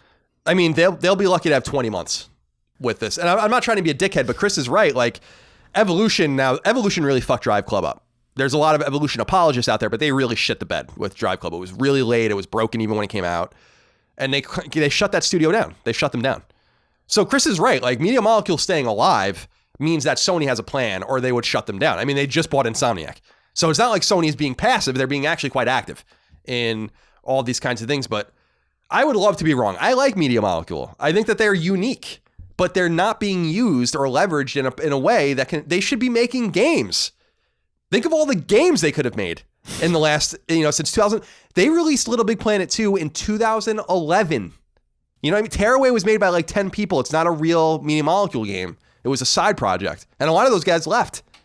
So I don't understand why you have this team that you bought because they're smart and canny and wily in the way that they make games. And then you're like, make an engine. That's what Epic does. Mm-hmm. That's what ICE does. They make engines. Guerrilla made Decima. That's what they do. Media Molecule? What? They could have been making... Little Big Planet 3 came out. Sumo Digital did them. I'm not worried about them making another Little Big Planet game. Or Tearaway, but they can make something that's not this. And they could have done it already. And they probably could have done 2 or 3 of them. Yeah. And that's a problem. I think that's a massive mismanagement of resources. Maybe I'm going to be wrong. But I've been saying that about Media Molecule now for 7 years. Maybe I'm going to be wrong. Maybe I'll be wrong. I don't think so. Yeah. It is a shame that we just don't have Media Molecule games right now. Our goal for Dreams is to last for 20 years. Good luck. Good luck. No offense. Good luck. Yeah. If that's your guys' plan, better get that game. That game better be on PC Toot Sweet if you want to last 20 years. There must be numbers though, right? There has to be something. I would assume they so. They wouldn't. Like Sony wouldn't.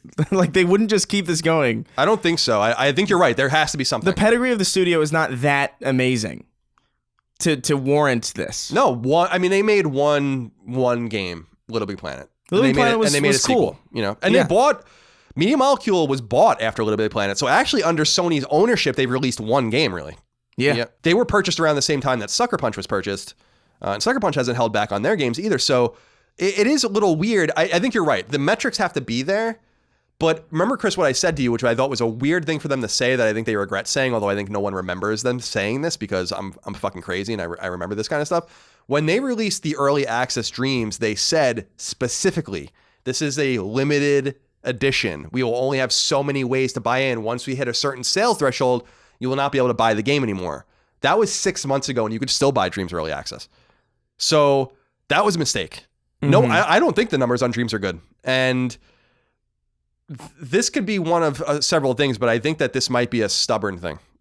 It's possible that something big is under the hood that we don't understand. I think it's equally as possible that they've doubled and tripled and quadrupled down on the studio to such a degree that now they have to see it through. But they've canceled games in the past. I mean, most famously, they canceled Sony Santa Monica's space game 3 years into development and fired or laid off a bunch of them, including Stig Admundsen, who was leading that game, who is now the creative director of Jedi Fallen Order. So it's not like they don't mix shit up and get involved with people that have a lot of pedigree and a lot of talent. They got rid of Amy Hennig during Uncharted 4. Yeah. Yet this continues on. We'll figure it out. That's it's the most unusual setup in Sony's first party. It's very weird. So I don't know. There's got to be something. Between them and Polyphony, they're weird. Like they both like, I don't know. They just are on an island by themselves. I guess Polyphony's technically on an island by themselves because they're in Japan. No, you don't like my archipelago joke? Archipelago. Number 6. Multiplayer-centric arcade shooter Helldivers first came to PS3, PS4, and Vita back in early 2015, and it was well received for its depth, its gameplay, and its comical level of difficulty. Have you played Helldivers at all by chance? I've Yeah. It's so comical how hard it is. It's funny. Yeah, it's ridiculous. With friendly fire and shit, I think it's awesome. It gets really frustrating. I think we've played it at my place. A bunch of my roommates will come together and we'll play it sometimes. It's tough. I had to stop. It's also notable because it's one of the very few PlayStation published games to also come to PC. And it's that expansive growth that has allowed developer Arrowhead Games to dedicate time to supporting the game even years after its release. Now, nearly 5 years after launch, the team is giving players a new update called Dive Harder, and it's free to download for any version of the game, including the PS3 and Vita legacy versions. The meat of Dive Harder is Proving Grounds, quote, a unique replayable mission, end quote, with different constantly changing challenges and win conditions. There have also been a bunch of game-wide tweaks and fixes that have been made. I was reading in a little bit to Arrowhead. Sony doesn't own Arrowhead, but they've not made a game since this came out. They've been working only on Helldivers. This is another one of those very mysterious games that came out and found a hardcore audience of quiet people. Yeah, people are really into it. That have been playing it for so long that 5 years later, the studio is releasing updates to it, and they're releasing the updates on PS3 and Vita, which is unbelievable because even like Minecraft stopped releasing updates on PS3 and Vita. Yeah. You know, so I thought that was really, really cool. And I can't help but to wonder if there's going to be a sequel to this game. Because this is one of those quiet churns that... Seems like a Shovel Knight kind of deal. Yeah. In the sense that it just like the studio... These guys have made other games. You guys can go read about about Arrowhead, but seems like maybe we'll get a sequel out of it. And it seems like... I remember playing this game in Germany for the first time before PS3 or PS4 came out. And I was so delighted by it. Yeah. I was like, this game is fucking crazy. It's so hard. Like It's ridiculous. You deploy a turret, and then the turret's just killing all of your guys because the turret, there's not enemies nearby or whatever for the turret. It's like, I really like it, and I know that's a turn off to a lot of people, but I thought it was cool to mention them and give them props because, and to give Sony props because they're if funny. you haven't played Helldivers, definitely check it out. It's not for everybody, but it's a fun time, especially with friends. Like if you can get like a group of like a couple people to play with you, you'll be screaming at each other, which I think is the best shit. I love that shit. Me too. And you'll know the studio Arrowhead, they're Swedish. They released the game Magica and the Showdown Effect, both with Paradox. And then they released that WB Gauntlet game in 2014 that was somewhat well received. But this is their... I'm looking again. They have not released a game since, and they still support a team of 50. That's a hit. That's a hit as far as I'm concerned. I'm really fascinated by that, especially because Arrowhead was probably paid a flat fee for the game. So Sony has probably been coming back, unless they had a nice little percentage on it or whatever, but Sony's probably been coming back to the well to support it. And I think that's pretty cool. So I wanted to give them a shout out in that. Go check out Helldivers. I think it was free on PS Plus at one point. I don't know if I'm not positive about that. But everyone, we always try to tell you guys to go download your PS Plus games. If you've been doing that like a good boy or girl, you should just go check you might have it. You might literally own it right now and don't even know. You don't know any better. Who knows? Number 7, videos have been making the rounds in recent days regarding the catastrophically broken state WWE 2K20 is in. WWE 2K20 is unique in that it's the first time in 20 years that a studio other than Japanese dev Yuke's led the game's development. Instead, 2K-owned studio Visual Concepts took the reins, the team famous for its incredibly well-received NBA 2K franchise. While Visual Concepts has been working in an auxiliary role on WWE 2K for years, it's likely not a coincidence that these issues cropped up with their first go, and the issues are so substantial that publisher 2K has promised to deal with the issues with haste. In a tweeted statement, 2K said, quote, "We are listening closely to the feedback that's been shared regarding WWE 2K20 and are aware of the concerns some players are reporting. We're working hard to investigate these concerns and address them as necessary.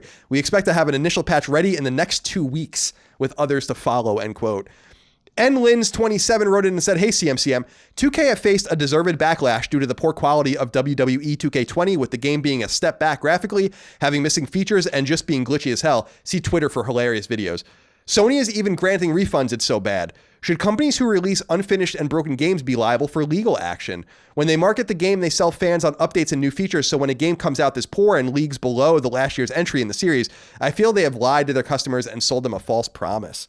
I don't know about the legal or the litigious liability that they hold, but have you been seeing the videos from this game? They're amazing. They're fucking awesome. It almost makes you want to buy the game. I'm not gonna lie. It looks so broken. I don't want it patched. Like, this would be a great stream game or like it's so weird. I've seen faces fall off. Dude. I've seen people like jettison around rings. It's such a surreal fucking thing to see. I can't believe that they released the game like this. This is weird for multiple reasons. Number one is that WWE 2K series is somewhat well respected. People like them. I don't think that anyone's been impressed by them, but that studio Yuke's has been making these games forever, and people have a bit of a familiarity with them. The second thing is that Visual Concept is owned by 2K, and they're an incredibly well respected studio. Visual Concepts is one of the greatest sports studios in the world. So the fact that they released this game is a horrifying sign. And if you do want the game broken, because the game is so historically broken that, like, it's interesting, the digital version will be patched. If you really care, get the disc version, because you'll always get the 1.0 version of the game that they will not be able to patch. You can always delete it. The videos, you know, per Enlin's 27's letter, the videos are awesome. If you guys want to go, just go on Twitter and search for the game. I've never seen, I mean, I've seen it, but not in recent years have I ever seen a game like this. Like, where, I'm sure it's not always broken like this, but it is breaking. The game doesn't break, it melts down. Like, from what I've been seeing, like, where the game actually starts to melt down. Yeah. Like, where one thing breaks and then the next thing breaks and then it just starts to go fucking It's like haywire. You're watching somebody try to figure something out and they have no hope. They have no hope of figuring it out. It's funny as hell, man. I actually was laughing out loud watching some of these videos. Yeah, no, they're great.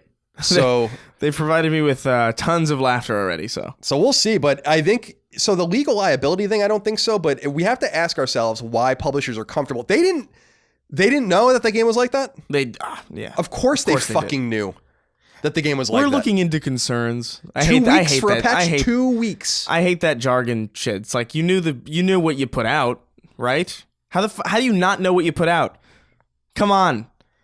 That's like, oh, I'm sorry. We're a punk band and we just put out this Enya record by accident. Whoops. Sorry. Yeah. Like, what are you talking about? Like, you don't. I just hate the saving face. Like, it's way better to just be like, whoops. Yeah, you know? Yeah, you're right. Ukes, I just see them right now as the Herman Cain slowly smiling gif, you know? Yeah. As the game came out or whatever, because they were removed, and apparently, I don't know much behind the scenes, but apparently it wasn't friendly. Like, Visual Concepts had been working in an auxiliary role, like I said, on the game for years, and I think they just swung over, and that might have always been the plan. But apparently Ukes is working on making their own proprietary wrestling game in response to them losing the license. So it reminds me a little bit of Fire Pro and some of these other more niche wrestling games, where I think that if Ukes could just put a couple of years into something solid, even without a license, that they'll probably have a really eager audience, or 2K could try to bury the hatchet and bring them back into the fold, but which would probably actually make them a lot of money at Ukes. But that's kind of, when you've been making a game for 20 years and are removed from it and then see the results from Visual Concepts, which is a great studio. Again, not trying to insult them. Great studio. It's got to be some form of like, yeah. Oh, definitely. I would love that. I would love it too. I'd be like, yeah, good luck. See, it's not so easy, is it? It's not so easy to make an annualized wrestling game. Number 8.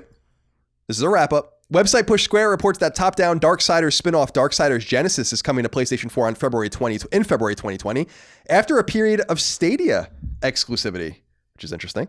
Website Gamatsu reports that strategy game Immortal Realms Vampire Wars has been delayed and is now coming to PS4 in the spring of 2020. Could you come up with a more generic name than that? Immortal Realms Vampire Wars. Sounds like a mobile game. And that Hospital Sim 2 Point Hospital has been delayed out of its Q4 2019 release window and will now be coming to PS4 in the first half of 2020. Publisher Curve Digital has revealed the release date for its Narcos-themed turn-based strategy game, one we talked about a few weeks ago. Narcos: Rise of the Cartels, based on the Netflix series, launches on PS4 and elsewhere on November 19th. The PlayStation blog reports that beautiful side-scroller Earth Knight is coming to PS4 on December 3rd. And finally, Gamatsu relays word out of Japan that Square Enix is hiring for a new Kingdom Hearts game, or perhaps even a full series. Excited about that, Chris? A little new. I mean, it's not a surprise, I guess. Gave me a headache, honestly, the second I heard it. Chris, as tradition dictates, it's time for us to get through the new game releases. Oh boy, look at how many there are. There's so many of them. God damn it. Stop it. Calm down, everyone. It's fall. There's so many of them. It's fall. Call of Duty is out. What are you doing? I'm losing my mind, actually. Like, all right. I don't understand it either, man. I mean, knowing when we're trying to get, I'm not going to talk too much about it yet, but knowing when I'm aiming to get our game out, it's like I would never release our game this fall, ever. I just whatever. 39 Days to Mars comes to PS4. Embark on the 19th century's most unreliable spaceship in this two-player couch co-op adventure. 39 Days to Mars is a unique game designed to be played with a friend, where both players have important roles in the expedition. Solo players are aided by the computer-controlled ship's cat? All right. After Party comes to PS4, and After Party, you are Milo and Lola, recently deceased best buds who suddenly find themselves staring down an eternity in hell. But there's a loophole. Outdrink Satan, and he'll grant you re-entry to Earth. Time to go on the best bender ever. I'm really looking forward to playing that. It's getting pretty good reviews. That is cool. I like I've been excited about this one. Annihilation comes to PS4. Annihilation is a top-down arcade shooter. Defend your base from waves of enemies that spawn in random variations for endless fun. Try your... Sounded so sarcastic. I'm sorry. I know it did. Try to earn high scores and go for perfect scores. Grab a friend and fight off waves of enemies together in a special co-op mode, or go head-to-head in versus mode. Prepare for the onslaught.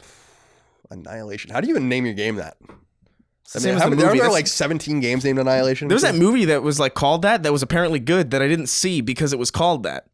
It was like such a generic name. I love that word, Annihilation. It's good. It's a good name. I bought a G.I. Joe when I was a kid called Annihilator, and I thought it was an annihilator. And my mom, I remember very clearly my mom correcting me. That's how I knew that word. Kind of like how I learned the word quarreling from Zelda: A Link to the Past. Nice.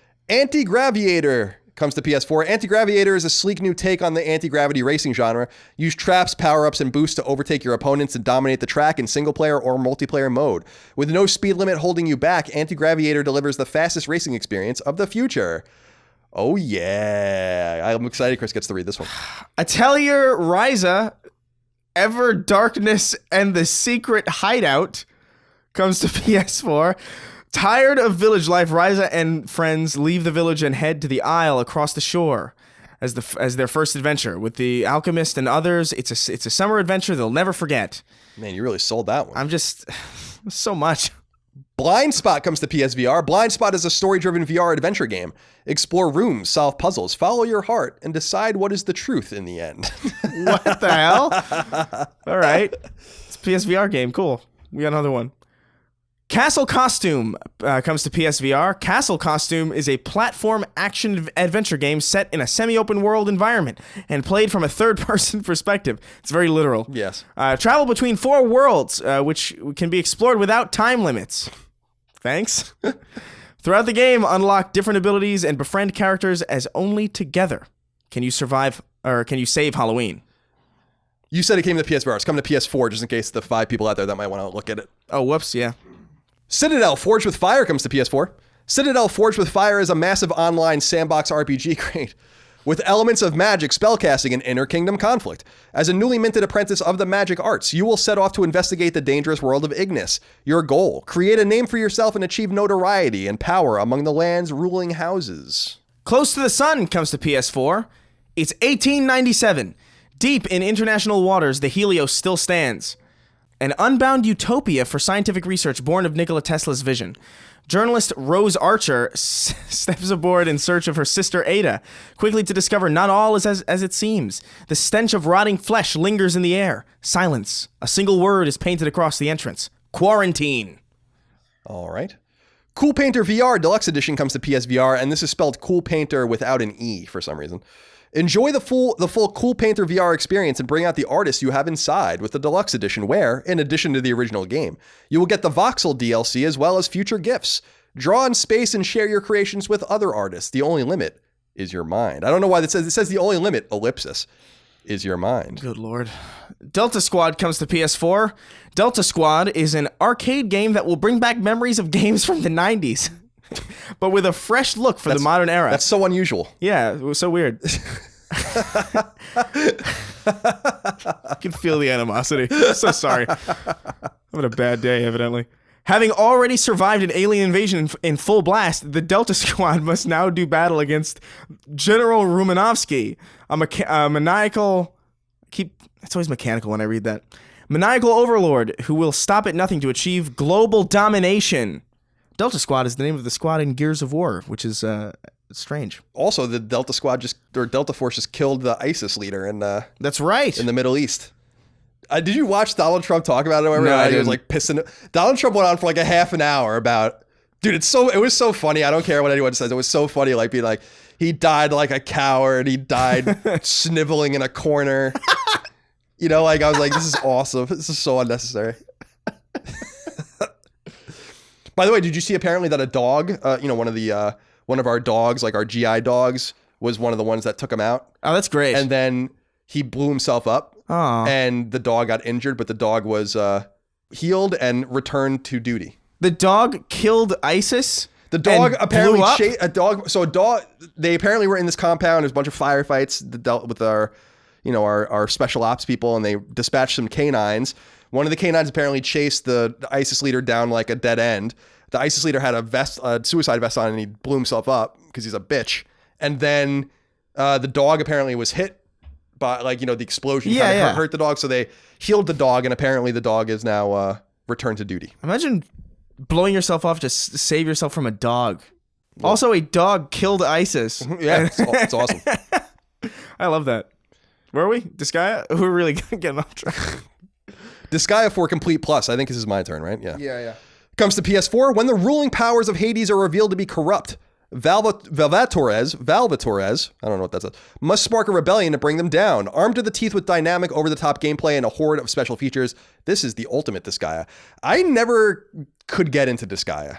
I always wanted to because I really love turn-based, grid-based strategy role-playing games, but it's one of those games where you do like 8 trillion points in damage and stuff like that, and I'm like, what? I hate this shit. Like, immediately when I see that, I'm like, nope, and then I move on to the next thing. I'm like, why am I doing this much damage?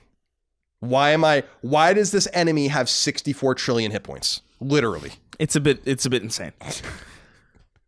Disney classic games Aladdin and The Lion King come to PS4. 2 of the most beloved Disney games of all time make their long-awaited return to modern consoles in Disney classic games Aladdin and The Lion King. Featuring multiple game versions, in-game rewind, museum features, and more. I'm looking forward to playing that very much. Trophy list is fucking garbo, but I'm going to look forward to playing it nonetheless. That's a shame. Dusk, you don't give a fuck. Don't patronize me. That was a Seinfeld. I know. You damn fool. I know. I love that GIF. It's that GIF and when he's eating the popcorn. Yeah, and Damn the Kramer, like, that's true, is another good one. Yeah. And we're living in a society. There's a bunch of good George ones. Yeah, great. Can you tell we're really excited to be reading the game? Dusk. I know we're just making it longer. Dusk Diver comes to PS4. I thought this was out, but I guess not. When an unstable dimensional rift brings together gods, phantoms, and humans, headstrong high school girl Yang Yumo must step up to protect the neighborhood. Fight alongside your guardians as a part of a dynamic, action-oriented combat system in the bustling streets, stores, personalities, and even cuisines of Taipei. Oh, that's cool. Never played a game in Taipei before. Yeah. Ghost Parade comes to PS4. There's something spooky in the woods, and it needs your help. Team up with 30 ghostly companions, each one lending a unique ability. Explore this spine-tingling, scrolling action-adventure, and work together to get everyone safely home. There's something spooky in the woods, and it needs your help. That was written again. Yeah, I know. I was going to say, didn't you just say that? Yeah, that was written again. Harvest Moon? What? Yeah, I'm still reading this other one. Harvest Moon Mad Dash comes to PS4. Go solo or take along a few friends in this fast-paced farming frenzy. Harvest, fish, milk, and more as you fulfill orders to complete each level. But watch out for molten lava, raging boars, and other obstacles. Can you and your friends try to clear all the levels to restore the broken lighthouse? Okay, they just totally copied Overcooked. That's just Overcooked. Yeah. That's fine, but you copied Overcooked. Yeah. Lost Artifacts Time Machine comes to PS4. A mysterious villain is using a time machine to destroy everything in his path. He wants to return the priest, the king of Atlantis, and the ancient emperor so he can use them to create a new world order? Claire and her friends must find out who the villain is and stop him and all his minions. Hurry, let's go on a journey.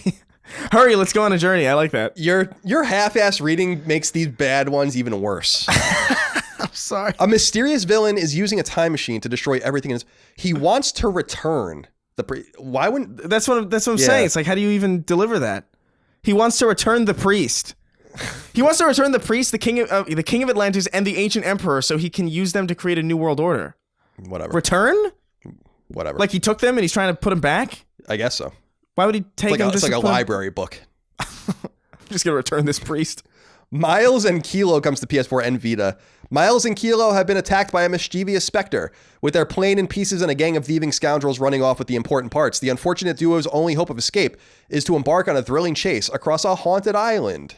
Quibbit's Quest comes to PS4. It's your job to protect Quibbit. Welcome to the Rover Blaster Tactical Team. All right. Your mission is to ensure the safe delivery of Quibbit's communication and data. Be careful. Quibbit has a tough exterior, but is easily distracted. You must keep him safe at all times. The success of the resistance depends on you. Follow Quibbit on adventures and play with friends. Say Quibbit again and I'm going to fucking kill you. Quibbit. Oh. So it's an escort mission. Great. Someone should make a spoof game called Escort Mission or something like that. That's what this is. Yeah. But just call it that. Call it, yeah. We should make one. Yeah, we should. Sounds like a real winner. Spirit of the North comes to PS4. Spirit of the North is a single-player third-person adventure game inspired by the breathtaking and mysterious landscapes of Iceland with various pieces of Nordic folklore. The game purposely has no dialogue or narrative. Breathe in the surroundings to solve various puzzles and speculate the meaning of a lost ancient civilization. Okay. It's weird. When I went to Iceland, I barely had any dialogue with anyone either, so it's not a huge surprise. Spooky's Jump Scare Mansion HD renovation comes to PS4 and PSVR. Can you survive 1,000 rooms of cute terror? Or will you break once the cuteness starts to fade and you're running for your life from the unspeakable hideous beings that shake and writhe in the bowels of this house? I like that. That's really good. Yeah, that's great. VR is optional, and you can play through the entire game in VR. Wait, what? They should have said that you could play through the entire game in VR, though it is optional. Yeah, why can't people write? That's a weird. It's really not that hard. That was a great write-up up until then. Yeah, it's really. I like that a lot. It's not that difficult. Super Monkey Ball Banana Blitz HD comes to PS4. They're making these. Hold on to your bananas because Super Monkey Ball Banana Blitz HD is rolling your way. Experience the magic of one of the most beloved titles in the series, now remastered in HD. I never liked those games very much. They stress me out. I don't know if I ever played it, but did they play anything similarly to like Marble Blast? Yeah.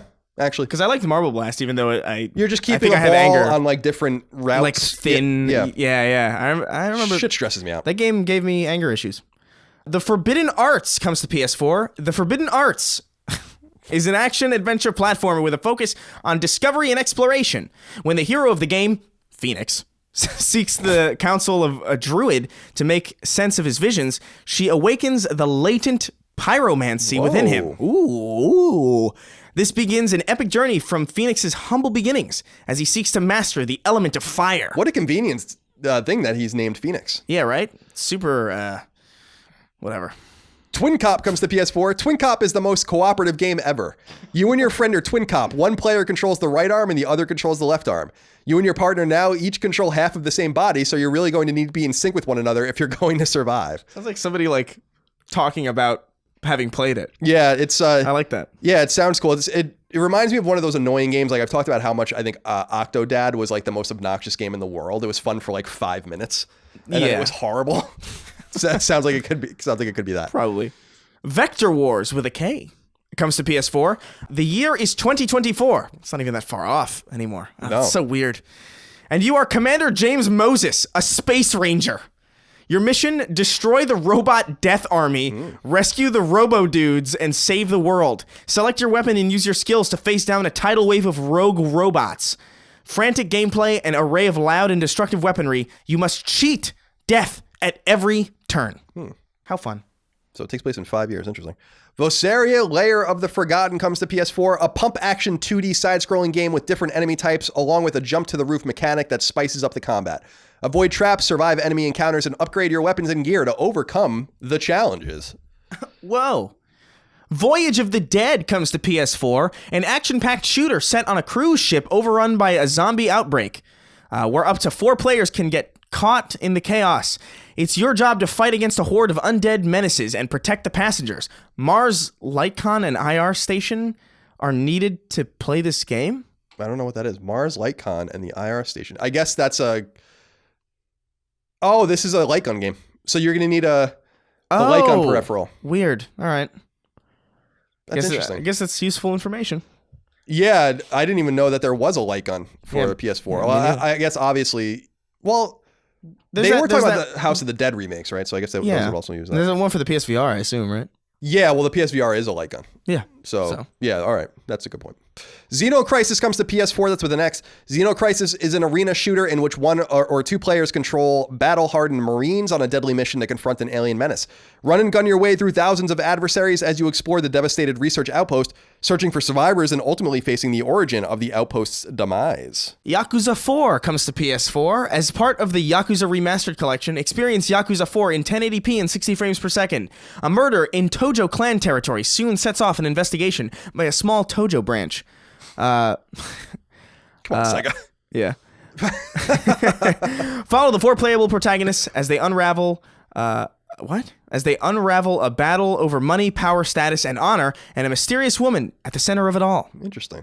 So that's all the 2 million games that are coming out. A lot of stuff. I think the only stuff After Party is worth your attention, and Disney Classic Games looks pretty cool. I'm sure some of these others are fine, but you guys can write in and tell us if you want. Yeah. Otherwise, there's a lot of other games for you to focus on right now. Yeah. Chris, let's end the show as we always do with Swix. This gun coming to Chris's mouth in 2020. Whoa. I'm getting sick of reading all these fucking things. I know. Stop God releasing damn. games. Just space them out a little bit, please. I know. That was grueling. That was. I think last week's might even been longer, strangely. God help us.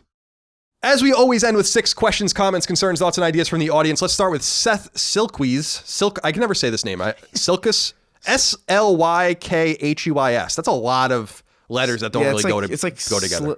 Slickhouse? Slickwis? Whatever.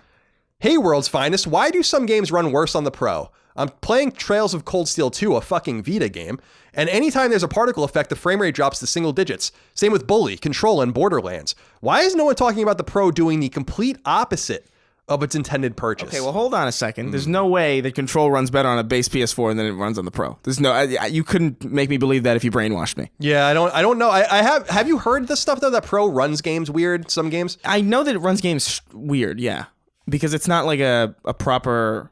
It's touted as like a 4K machine, but it's like really kind of like a cheaty kind of way of getting it. But I don't. It runs games badly for what it is, for sure. But I don't know if it runs games worse. Yeah, I was going to say. Because worse implies that it's running games worse than the base PS4. Yeah, Trails of Cold Steel 2 is a Vita game. That's true, and it was also on PS3. He's saying particle effect, the frame rate drops to single digits. I mean, that's a port. Yeah, so that's a port job. That has nothing to do with the hardware or the no. Like that's entirely a developer thing. The thing he says here, Bully, the PS2 classic, yeah, doesn't run well in the Pro, I guess he's saying. And Borderlands, the original Borderlands doesn't run, like Borderlands Remastered doesn't run. I thought Borderlands was fine. Yeah, I don't know. Seth, I'm interested in reading. I wanted to read this because I want to hear more from you guys if you're having specific issues that are relevant to Pro versus PS4 Classic, where the PS4 standard model is running games better. I've been hearing that these things have been happening to people and that Pro is fucking certain games up, but Trails of Cold Steel 2, that's a weird one on me. It could be possible that the Pro's not working with certain games that are just not engineered to deal with it, but Control on Pro didn't run well for me, but it can't possibly be better on PS4 standard. I don't know about that, but we'll see if you guys want to write in about that. And hey, that reminds me, because we were talking about Control, I totally forgot. One of the cool things about the Outer Worlds that I totally forgot to talk about, which we'll talk about in depth, I'm sure, in our spoiler cast, the menus work. The menus work in the game. When you go to the menus, they work. Oh, in Outer Worlds? In Outer Worlds, yeah. Isn't that great? Yeah. It felt new, refreshing. The pause menu works. I'm like, wow, like you can go to something and it actually does it. Whoa, dude, if I press up on the D-pad, the thing that I'm highlighting goes up one. Whoa. And it doesn't take 8 seconds for that to happen. It's pretty crazy stuff. There's no flashy animations to fuck. I'm calm. I know, we're a little angry. We're getting a little aggro today, it seems like. Sorry. Well, it's both of us. Too much Red Bull today. Did you drink a little Red Bull? I drank a lot of Red Bull this morning because of all the NyQuil I had last night. Oh, wow. So that's you're counteracting it. I see. Yeah. You seem a little more... I'm a little antsy. Yeah. I was going to say, you're a little more up in your chair. Yeah. You're a little more... You got 2 hands on the phone. Yeah, I'm ready to kill. Well, me quite too. frankly. Me too. George Anthony Nunez wrote in and said, "Greetings, Colin and Chris. Last Christmas, I gave you my heart. I'm linking. Last Christmas, I received the PlayStation Platinum gaming headset which supports 3D audio. They are my first gaming headset ever, and my experience with them is amazing. 3D surround sound is awesome, but I noticed there are not many games that utilize the 3D audio technology, and the Platinum headset has been on the market for 2 years. My question, is 3D audio just another fad that will die like 3D TVs? Or is this mismanagement from Sony not pushing and supporting great tech like the PS Vita? Keep up the great work and keep fucking that chicken. Thank you, George. Chris, how do you feel about 3D audio? I'm a little confused about it. What's the difference between 3D audio and surround sound? What is the difference? I don't give a shit. Yeah. I have no idea what it is. I haven't experienced it. I have a feeling if I experienced it, I'd be like, that's neat. And then I would go back to playing my games normally, and I would probably see very little difference. I don't know what the benefit is. I guess it makes worlds feel more realistic. But like even then, I'm like, I'd rather my worlds feel functional. You know, if there's a sound that I need to hear, I'd rather it be designed in such a way that I can hear it. Right. I don't know if I care that much about how realistic things sound. Wikipedia says 3D audio effects are a group of sound effects that manipulate the sound produced by stereo speakers, surround sound speakers, speaker arrays, or headphones. This frequently involves the virtual placement of sound sources anywhere in three-dimensional space, including behind, above, or below the listener. Isn't that just surround sound? Yeah, I'm confused what the difference is between 3D audio and surround sound. I've been confused by this for a while. I've played like Halo. I wanted to read this because I thought you would know. You seem to know all this. Well, because I've played like Halo with surround sound, and there's like, you know, the sounds to the left of me are coming out of the left speaker, and this stuff that's coming from behind me are coming out from the speakers behind me. Is that not 3D audio? I'm saying that sounds right. Okay, so here's a thing from 2016, surround sound versus 3D sound. Though they have their differences, surround sound and 3D sound are used in very similar ways. Surround sound involves placing multiple speakers around a room to put you in the center of the action. It makes watching movies and television more realistic. With 3D sound, not only do sounds come from the left and the right of you, they also come from above and below you. Basically, it turns things up a notch. But if you have your headphones in with surround sound, isn't the noise, like if a spaceship is landing, doesn't the noise come from above you? I think this is like an overvalued fad for sure, because like there are games. Maybe this is explaining why it's not. No, because there are games specifically like in classic Halo or like a lot of old shooters, you can hear when people are above you. Like I specifically remember being like, oh, those footsteps are coming from above me, and I didn't need surround sound at all. I don't know. Like I don't know. This if it's a thing, and it appears to be, it definitely does feel like one of those things that's like kind of a fad, or maybe if it's not, maybe it's just not super common yet. And I know the next generation PlayStation will have like, they made a point of saying that 3D audio will be there, right? Like in the machine. Yeah. So maybe when it's more of a focus of the machine and more of a focus on developers to put emphasis on that feature, maybe I'll notice it a little bit more. But I haven't had any problem figuring out what sounds were coming from above me or behind me or whatever. And usually when I do, it's explained away by just the game being designed kind of poorly on that front. I think this has something to do, Chris. I didn't even know what 5.1 meant until like a few years ago. I think actually maybe even more recently than that, because I'm just not very technical. Apparently this is like more like 7.1 than 5.1, I guess. 5.1 being that there's 5 sources of the audio, right? And I guess 7.1 would mean that there's 7 sources of audio. I guess. I don't know. It's you really let me down because you usually know the stuff that I don't know. I definitely don't know this shit. Like this shit is like Dolby. Okay, sure. You know, I'll just listen to a podcast. The only thing I know about sound is that when you're editing things, you have to crossfade all audio into each other after a direct cut. That's about it. Yeah, that's about all I know too. I know anything that I know on Premiere Pro. Ray Ripley wrote into us and said, "Hello, Spooky Colin and Scaredy Cat Chris. Are you guys still bummed that we didn't get Kojima's Silent Hills game? The Silent Hill franchise desperately needed a reboot at the time, and PT was a really good teaser for what was to come. I'm excited for Death Stranding, but a part of me would rather have been in the timeline where Kojima didn't leave Konami, and we got Silent Hills and a completely finished Metal Gear Solid 5. Have a happy Halloween, guys, and don't forget to give those Santa Monica Gutter Punk kids full-size candy bars this year." Oh, I will. Maybe there'll be drugs and razor blades. Chris, do you wish that we got to see that Silent Hills game, that Guillermo del Toro, Kojima, Konami production that was that PT was, the PT demo was supposed to tease for us? No, 100%. PT was really cool, and especially like now that like it's been several years and people have been able to like break it open and like see like the ins and outs of that game. Like there's a lot more detail in that game than you would expect. Like there's everything outside of the house is like fully rendered, like for no reason, and it's like super interesting, and you can go around and like explore it. It's really cool.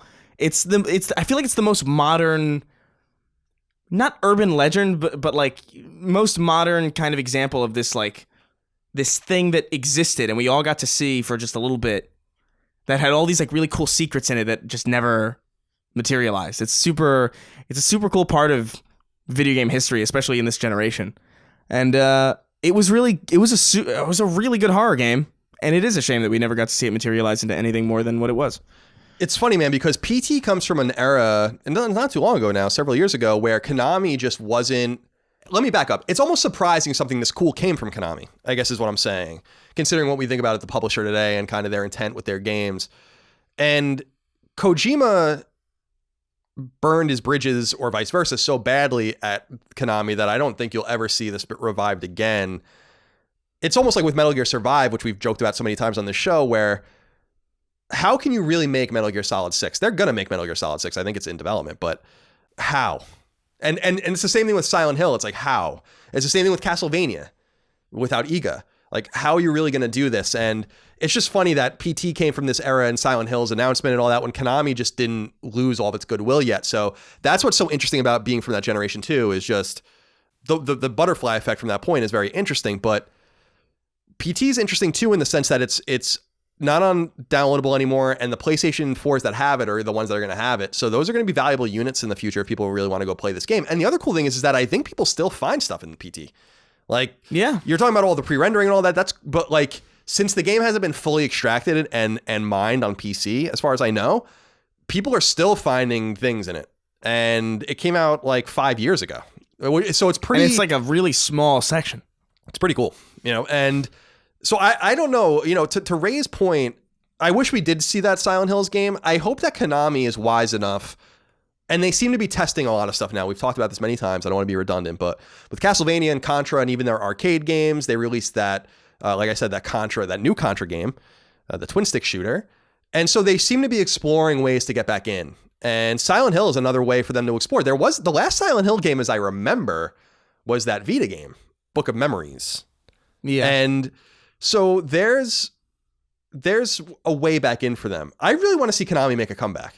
I would love to see is my dream first of all is to just be the creative director on a Castlevania game, but is for Konami to be like one day be like, listen, we've hired this team for Castlevania, this team for Contra, this team for Silent Hill. They're all working on something. This team for Metal Gear, and maybe they're big teams. Maybe we got WayForward, and maybe we got some of these other guys, Team Ninja or something. Weird team, and get people involved and start coming back, because you have all these IP and they're really valuable and useful. And if Bloodstained in particular should have proved everything, people want Castlevania. They want it. They just want it the way that they want it, not the way you thought we wanted it, which was this Mercury Steam trash that you gave us for many years. Evan Rhodes wrote in and said, hey, y'all, as someone who plays on both Xbox and PlayStation, I've started to see that Sony seems to be playing things incredibly safe lately. I understand that they are dominating in console sales, but it feels like they've been lacking in innovation this gen, and I'm just wondering if you think this could lead to them stumbling next gen because they're playing catch-up to some degree. I have a feeling the new consoles will be very close in power and price, so features and ecosystem seem to be what will separate the two. PSN compared to Xbox Live is really rough, and I find Game Pass to be a reason to be in that Xbox ecosystem, or at least invest in Microsoft services over PlayStation. What can PlayStation do to really separate themselves features and ecosystem-wise to convince people to invest? Hey, man, the biggest thing recently, Chris, in the last few days with Game Pass is that The Outer Worlds is on Game Pass for free. That's how I'm playing it. So I got a code for the game, so I'll be honest about that. I would have gladly paid for it. But we talk about this, and I think we talked about it a little bit at the top of the show, actually, with Project Scarlet and their new All Access thing.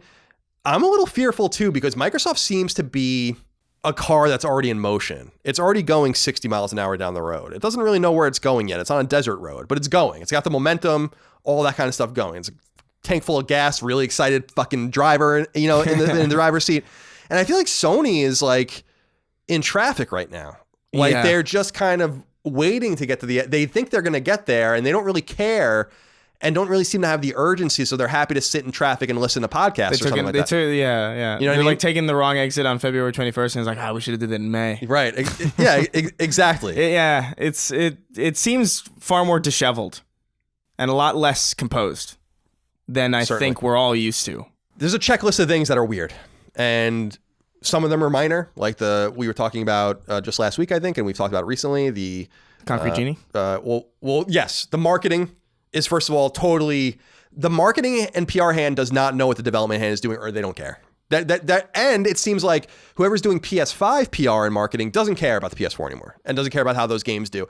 And in fact, this is where internal rivalries are bad, and Sony's rife with internal rivalries, and they really were. That's why they wanted to bring it all in-house during the PS4 era under Sony or SIE. I mean, that's where the renaming came from and all of that kind of stuff, and the different PR teams. But there are different interests at play in any large corporation, and I kind of feel like you see those playing out just by the way the PS5 has been marketed so far on the back of PS4 games that still need to sell. And I'll keep hitting that drum. I'll beat it because, well, I'm going to beat it. But I'm going to keep beating that drum because I think it's relevant. And I just can't imagine working on a game and then they just don't even give a fuck when it comes out. All games make most of their money in the first few weeks.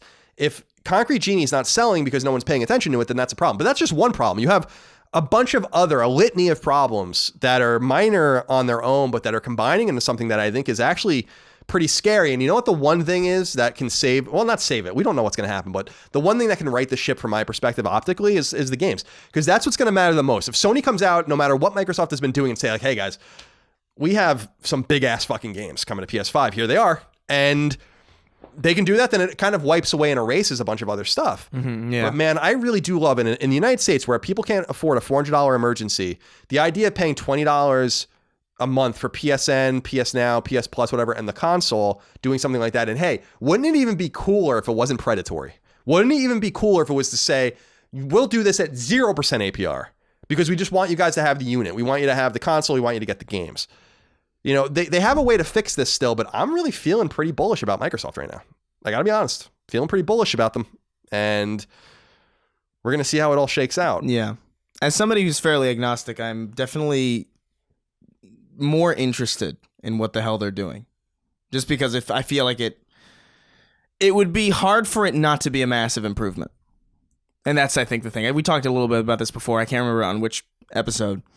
But just the amount of work that needs to be done, the amount of work that needs to be done to make PS4 better is far less than Xbox. So I feel like they've already got an advantage in the sense that like anything that we put out for this next generation is going to like inherently be leagues above what we've had before. And also, they've got all these studios. You know, I don't know, man. It's interesting. We'll see. Sony might be playing the game of just being like, this is going to be a straight gaming console. There's really no reason for us to even talk about all this other stuff because, of course, it's going to do that. You know, right. Of course, our console is going to play Blu-rays. Of course, our console is going to let you go on Netflix. Who cares? Of course, it's going to have big backwards compatibility that we're working to achieve. We're working to achieve that. We're sorry to say we're working to achieve that. Nick Chavez wrote into us and said, "Good morning, Crown, Colin, and Cottonwood, Chris. Long time, first time, blah, blah, blah. Referring back to your Sacred Symbols Plus episode about China, you guys should go listen to that. China or Gina. China. There it is. You all talked about words becoming more and more meaningless. I don't understand the term Metroidvania. I know the root games that construct the word, but as far as gameplay style, it is lost on me. Would you kindly explain it to me as I hear this word constantly tossed around like it's going out of style? Thank you and God bless America." Hey, I hear you. There needs to be a better way to describe these games at this point. I agree with that. Because calling a game Metroidvania was much more quaint when there was 3 of them a year. But now there's 3 of them a week. And now there's like 3D Metroidvania. Like I've heard Fallen Order described as like a Metroidvania. Right, and Darksiders is largely considered a Metroidvania as well. And even Zelda is considered a Metroidvania, which goes back to questioning where this term came from. So the term comes from Metroid and Castlevania, which everyone knows, but it specifically comes from Super Metroid, 1994, and Castlevania Symphony of the Night, 1997. Now, the original Metroid was also a Metroidvania game, but we didn't really know it that way, and no one cares about that game. And the original Castlevania was nothing like Castlevania Symphony of the Night. And so the Metroidvania is a descriptor to indicate typically 2D planes, and that you go into parts of the game that you're not able to access and return to those parts of the game where you are able to access them. That's basically what Metroidvania means. So if you think about a massive map like Shadow Complex or something like that, and you go through the map and then there's like all these squares that you weren't able to go to yet, that's a Metroidvania because you can go back and then go to those squares once you have the foam gun or whatever the fuck you needed in Shadow Complex. So that's basically a loose way of explaining it. The problem with Metroidvania as a term is that it's one of only 2 genres I can think of that actually talk about the game or the games that inspired them. The other is roguelike, which is named after the PC game Rogue. And roguelikes are basically supposed to be very tough, procedurally generated games, right? And I don't like these terms because I don't think because they require a familiarity with a certain type of game, but you're trying to describe what the game is. Yeah, I have no already. idea. I had no idea. I still really don't know what a roguelike is. You just explained it. I'm still like, whatever. It's like alien to me. Rogue is, I think, a 1980, 1981 ASCII PC game that was randomly generated and procedurally generated. So is No Man's Sky a roguelike? That's the problem, is that like a lot of games that have like, what was that motion twin game? Oh, shit. The side-scroller, the really beautiful side-scrolling Metroidvania game. Anyway, Dead Cells. That game is a Metroidvania and a roguelike. Yeah. And so now you start getting into the weeds about what these things are. And we talked about it. Didn't we just talk about last week or 2 weeks ago, adventure games, and how adventure game means something, but actually it doesn't. Adventure games are like point and click games and walking simulators and shit like that. But I don't know. I almost wish like we could have and I'm not talking about a convention like PAX, a convention of people like publishers and developers and people getting together and being like, what do these things mean and how do we define them? Because I'm making I'm not making a Metroidvania game, but developer X says I'm making a Metroidvania game, but it kind of sucks that I have to describe it as a Metroidvania.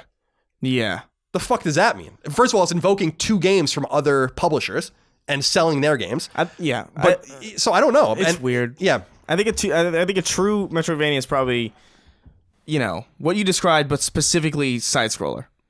I think that's the best way to limit it. Because Metroid, Super Metroid, and Symphony of the Night are both side scrollers. Right. They're platformers in a roundabout way. So, you can go 3D Metroidvania, I guess, but then it gets a bit. Isn't that just a game at that point? Like, there's so many games that do that. Where you got like, I can't go here, but until I get this thing. It's like open world, kind of. I mean, Destiny's like that. Right. You can't... like there are areas in Destiny that you can't go unless you get like this special quest line, and then you finish the quest line, and then you get like a skeleton key to get this to open this dark cave on the moon, and you're like, is that a Metroidvania because I could go to the cave before I was able to get into it? Yeah, technically. Well, you're absolutely right, dude. But you're absolutely right. Yeah, it's a mess. It's totally a mess, and it's kind of gatekeeper-ish, and I don't mean that in a bad way. Like I mean that in the sense of like, if I'm a new player, like my brother-in-law plays a lot of, not a lot of games, but he's familiar with games and he plays games. But if I describe to him, like he plays the Batman games and all that kind of stuff, like even Arkham Asylum was considered a Metroidvania. And if I went to him and said like, Arkham Asylum is a Metroidvania, like, what are you talking about? Like, what does that even mean? And that's a problem if you want to sell those kinds of games to people that are more casual. I guess it's just not a casual term. I guess it's a term that is totally fine to use when you're talking to people who aren't novices. But it should never say on a box as the genre Metroidvania. I don't think it even could. I don't think it could. I would imagine Nintendo's so litigious that I would imagine that they first of all have a problem with that term. But I was in the industry for a long time before that term even became a thing. Like there were Castlevania, Metroidvania style games coming out before Advania. So I think Jeremy Parish, who's the guy at Retronauts, I think is the guy who invented that term. And I think that term has just stuck around, much like roguelike and roguelite, even though they invoke literal IP in them. And so there needs to be like, the reality is that Castlevania Symphony of the Night is an open world RPG. But what is it's an action RPG, but Madden's a role-playing game. And when we talked about this is why we have to figure out how to talk about these games in different ways. We do. Yeah. Like you brought up the great point. Madden is a turn-based role-playing game. It totally is. It's got like active components in it, but you actually don't even need to play the game. You can just choose the plays and let the computer control your team. And even if you're controlling your team, you're controlling one player, typically the quarterback. So I don't know, man. I mean, it's very similar to how I'm playing Tales of Hearts R still on Vita, and I only control one player in my party, and everyone else is controlled by the computer. What's the difference between that and Madden? You know what I mean? Like it's really not any different. Yeah. I don't know. We're getting into confused places, but I totally understand, Nick. We are confused. Eddie Almager wrote in with the final question and said, "Hello, Chorizo Colin and Corn on the Cob, Chris." Now, you see, you would think that you're Hispanic and I'm I feel white. like it would be reversed there. You would think that would be a different way, right? I've never had corn on the cob in my life. Really? You've never had corn on the cob? Nah, I'm a fucking first world person. I'm not gonna chew corn off a fucking stick. Dude, it's so good. Corn on the cob's great. You put butter and salt on it. You're fucking out of your mind. Nah, you're fucking crazy. Anyway, he says, "Hello, Chorizo Colin and Corn on the Cob, Chris. Thank you for not acknowledging our heritage, I guess." Yeah. Whatever. I guess I'm the Hispanic one. That's fine. I feel when it comes to the talk of going over digital over physical, the argument of trade-ins is never brought up.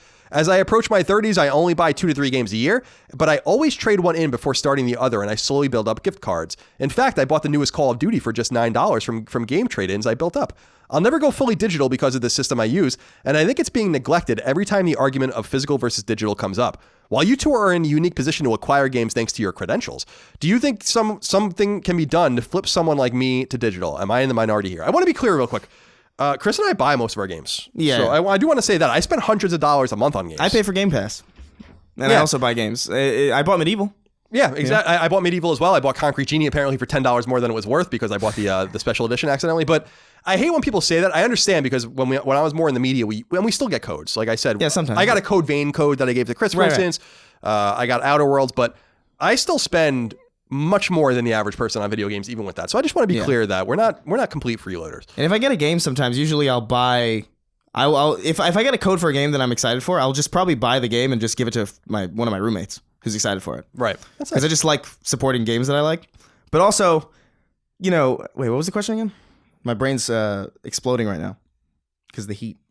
He wants to know if he can be flipped to digital. Flip someone like him to digital. I mean, I don't know. If you're really focused on the trade-in thing, maybe not. But like, I don't know. Trade-ins are not like a big thing now, really, because I think a lot of people feel like they're just predatory and they just rip you off, which is not wrong, really.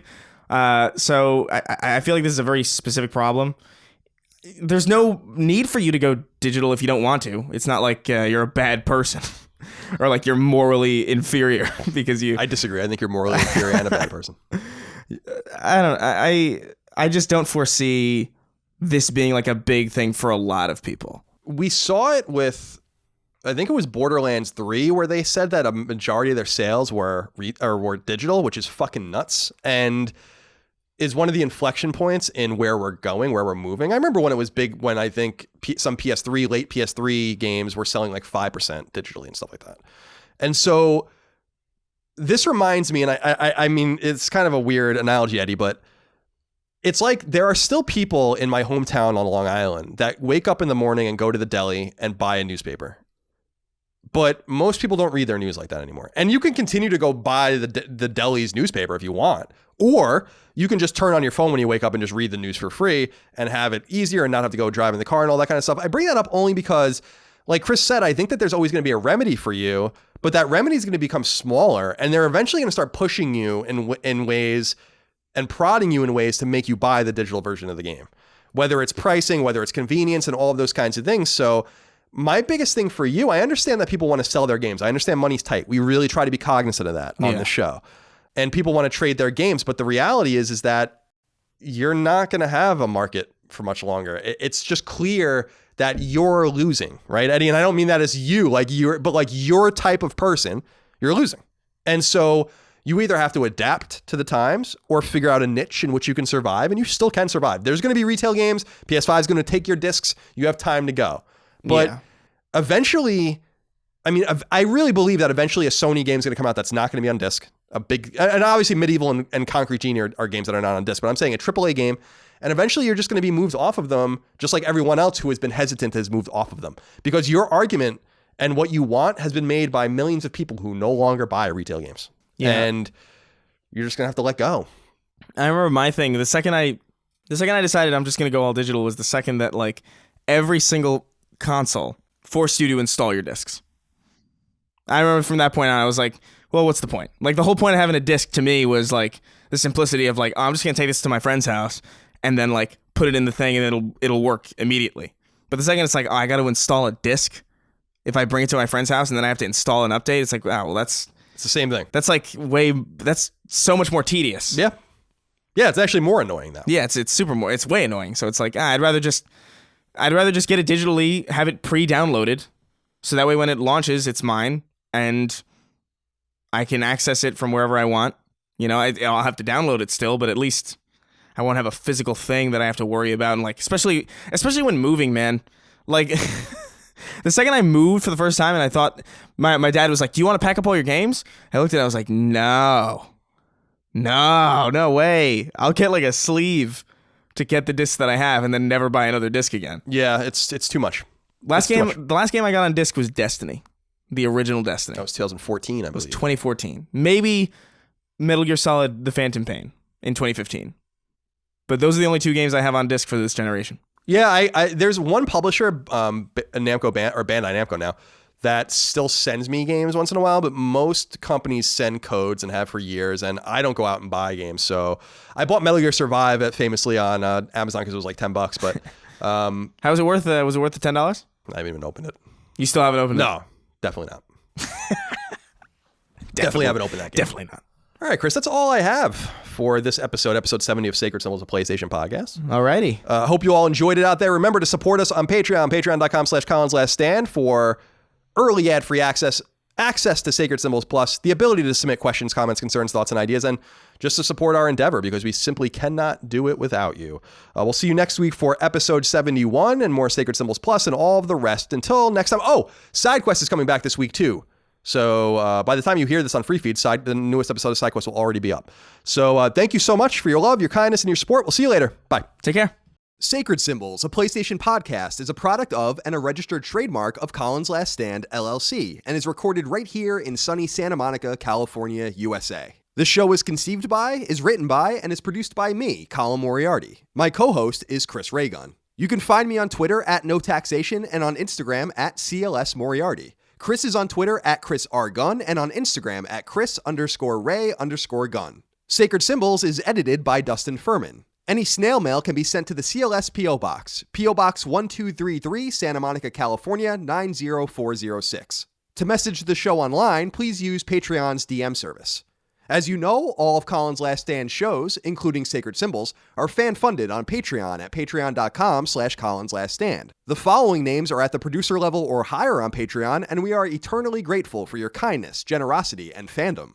Chris Adams, Carlos Algarit, Morgan Ashley, Saul Balcazar, Taylor Barkley, Adam Barnes, Martin Beck, Tyler Bello, Mark Boggio, Barrett Boswell, Spencer Brand, Miguel Brewer, Lennon Brixey, Eric R. Brown, Jason Budnick, Josh Bushing, Austin Bullock, Dylan Burns, Chris Bustin, Nick C., Alex Cabrera, Patrick Harper, William O'Carroll, Brian Chan, Sean Chandler, David Chestnut, Rodney Coleman, Simon Conception, Brad Cooley, John Cordero, Gio Corsi, Nick Cottrell, Philip Crone, Daniel Diamore, Colin Davenport, Night Draft, David Ellis, Liam Fagan, Jerome Ferreira, Joe Finelli, Eric Finkenbeiner, Chris Galvin, Connor Gashian, Alex Gates, Michael Gates, Salem Ghanem Al Ghanem, Tyler Goodwin, Josh Gravelick, Miranda Grubba, Jonathan H., Eric Harden, Tyler Harris, Kyle Hagel, Shane Hendrickson, Wyan Henry, Robbie Hensley, Scott Hernandez, Asa Haas, Johnny Humphreys, Stephen Insler, Blake Israel, Azan Isa El Ricey, Josh Yeager, Garrett Jaggard, Joshua Jonathan, Paul Joyce, Greg Julips, Anton K., Patrick Kelly, Jeremy Key, Antti Kinnunen, James Kinslow III, Ryan R. Kittredge, Jackson Lostiqua, Joe Lawson, Don Q. Lee, Matthew Lenz, Patrick Leslie, Dustin Lewis, Keith Adrian Lewis, Chad Lewis, Lou and Ray Loper, Colin Love, Scott Lovelace, Josh M., Kiet Mai, Ryan T. Mandel, Ross Maranka, Matt Martin, Sean Mason, Jordan Mouse, Zachariah McAdoo, John McCarthy, Josh McKinney, Joe McPartlin, Raul Melendez, Andrew Mendoza, Chris Moore, Betty Ann Moriarty, Ryan Murdoch, Adam Nix, Donnie Nolan, George Anthony Nunez, Brian Ott, Jesse Owen, Jorge Palomino, Andrew Parker, Zach Parsley, Daniel Parsons, Marius S. Peterson, Gerald Pennington, Matthew Perdue, Enrique Perez, Jason Pettit, Travis Plymel, Jeff Pollard, Louis Powell, Lawrence F. Prokop, Nathan R., Ryan Reeves, Michael Renner, Peter Reynolds, Shane Rayum, Jonathan Rice, Mark Richardson, Daniel Rivas, Petro Rose, A.G. Rowe, Jose Salinas, John Scholes, Michael Shanholz, Toby Shootman, Alex Shute, Glennon Cole Simper, Joshua Smallwood, Shane St. Pierre, Ahmad Tamar, Will Thielander, Ben Thompson, Carl Tolman, Alan Tremblay, Michael Vecchio, Oakley Waldron, Justin Wagaman, Troy Walters, Connor Walton, Isaac Wasterman, Damon Weathers, Mike Wayant, David Wright, Corey Wyatt, Tony Zuniga, Bloody Fang, Organic Produce, Casual Misfits Gaming, Homeworld Hub, Mason, Throw 7, McDog 18, Infinite, Mad Mock Media, Not Your Real Dad, Mubarak, Chris, Richter 86, Hugo's Desk, Andrew, Ian, Chris, Dav 9834, and Rainick.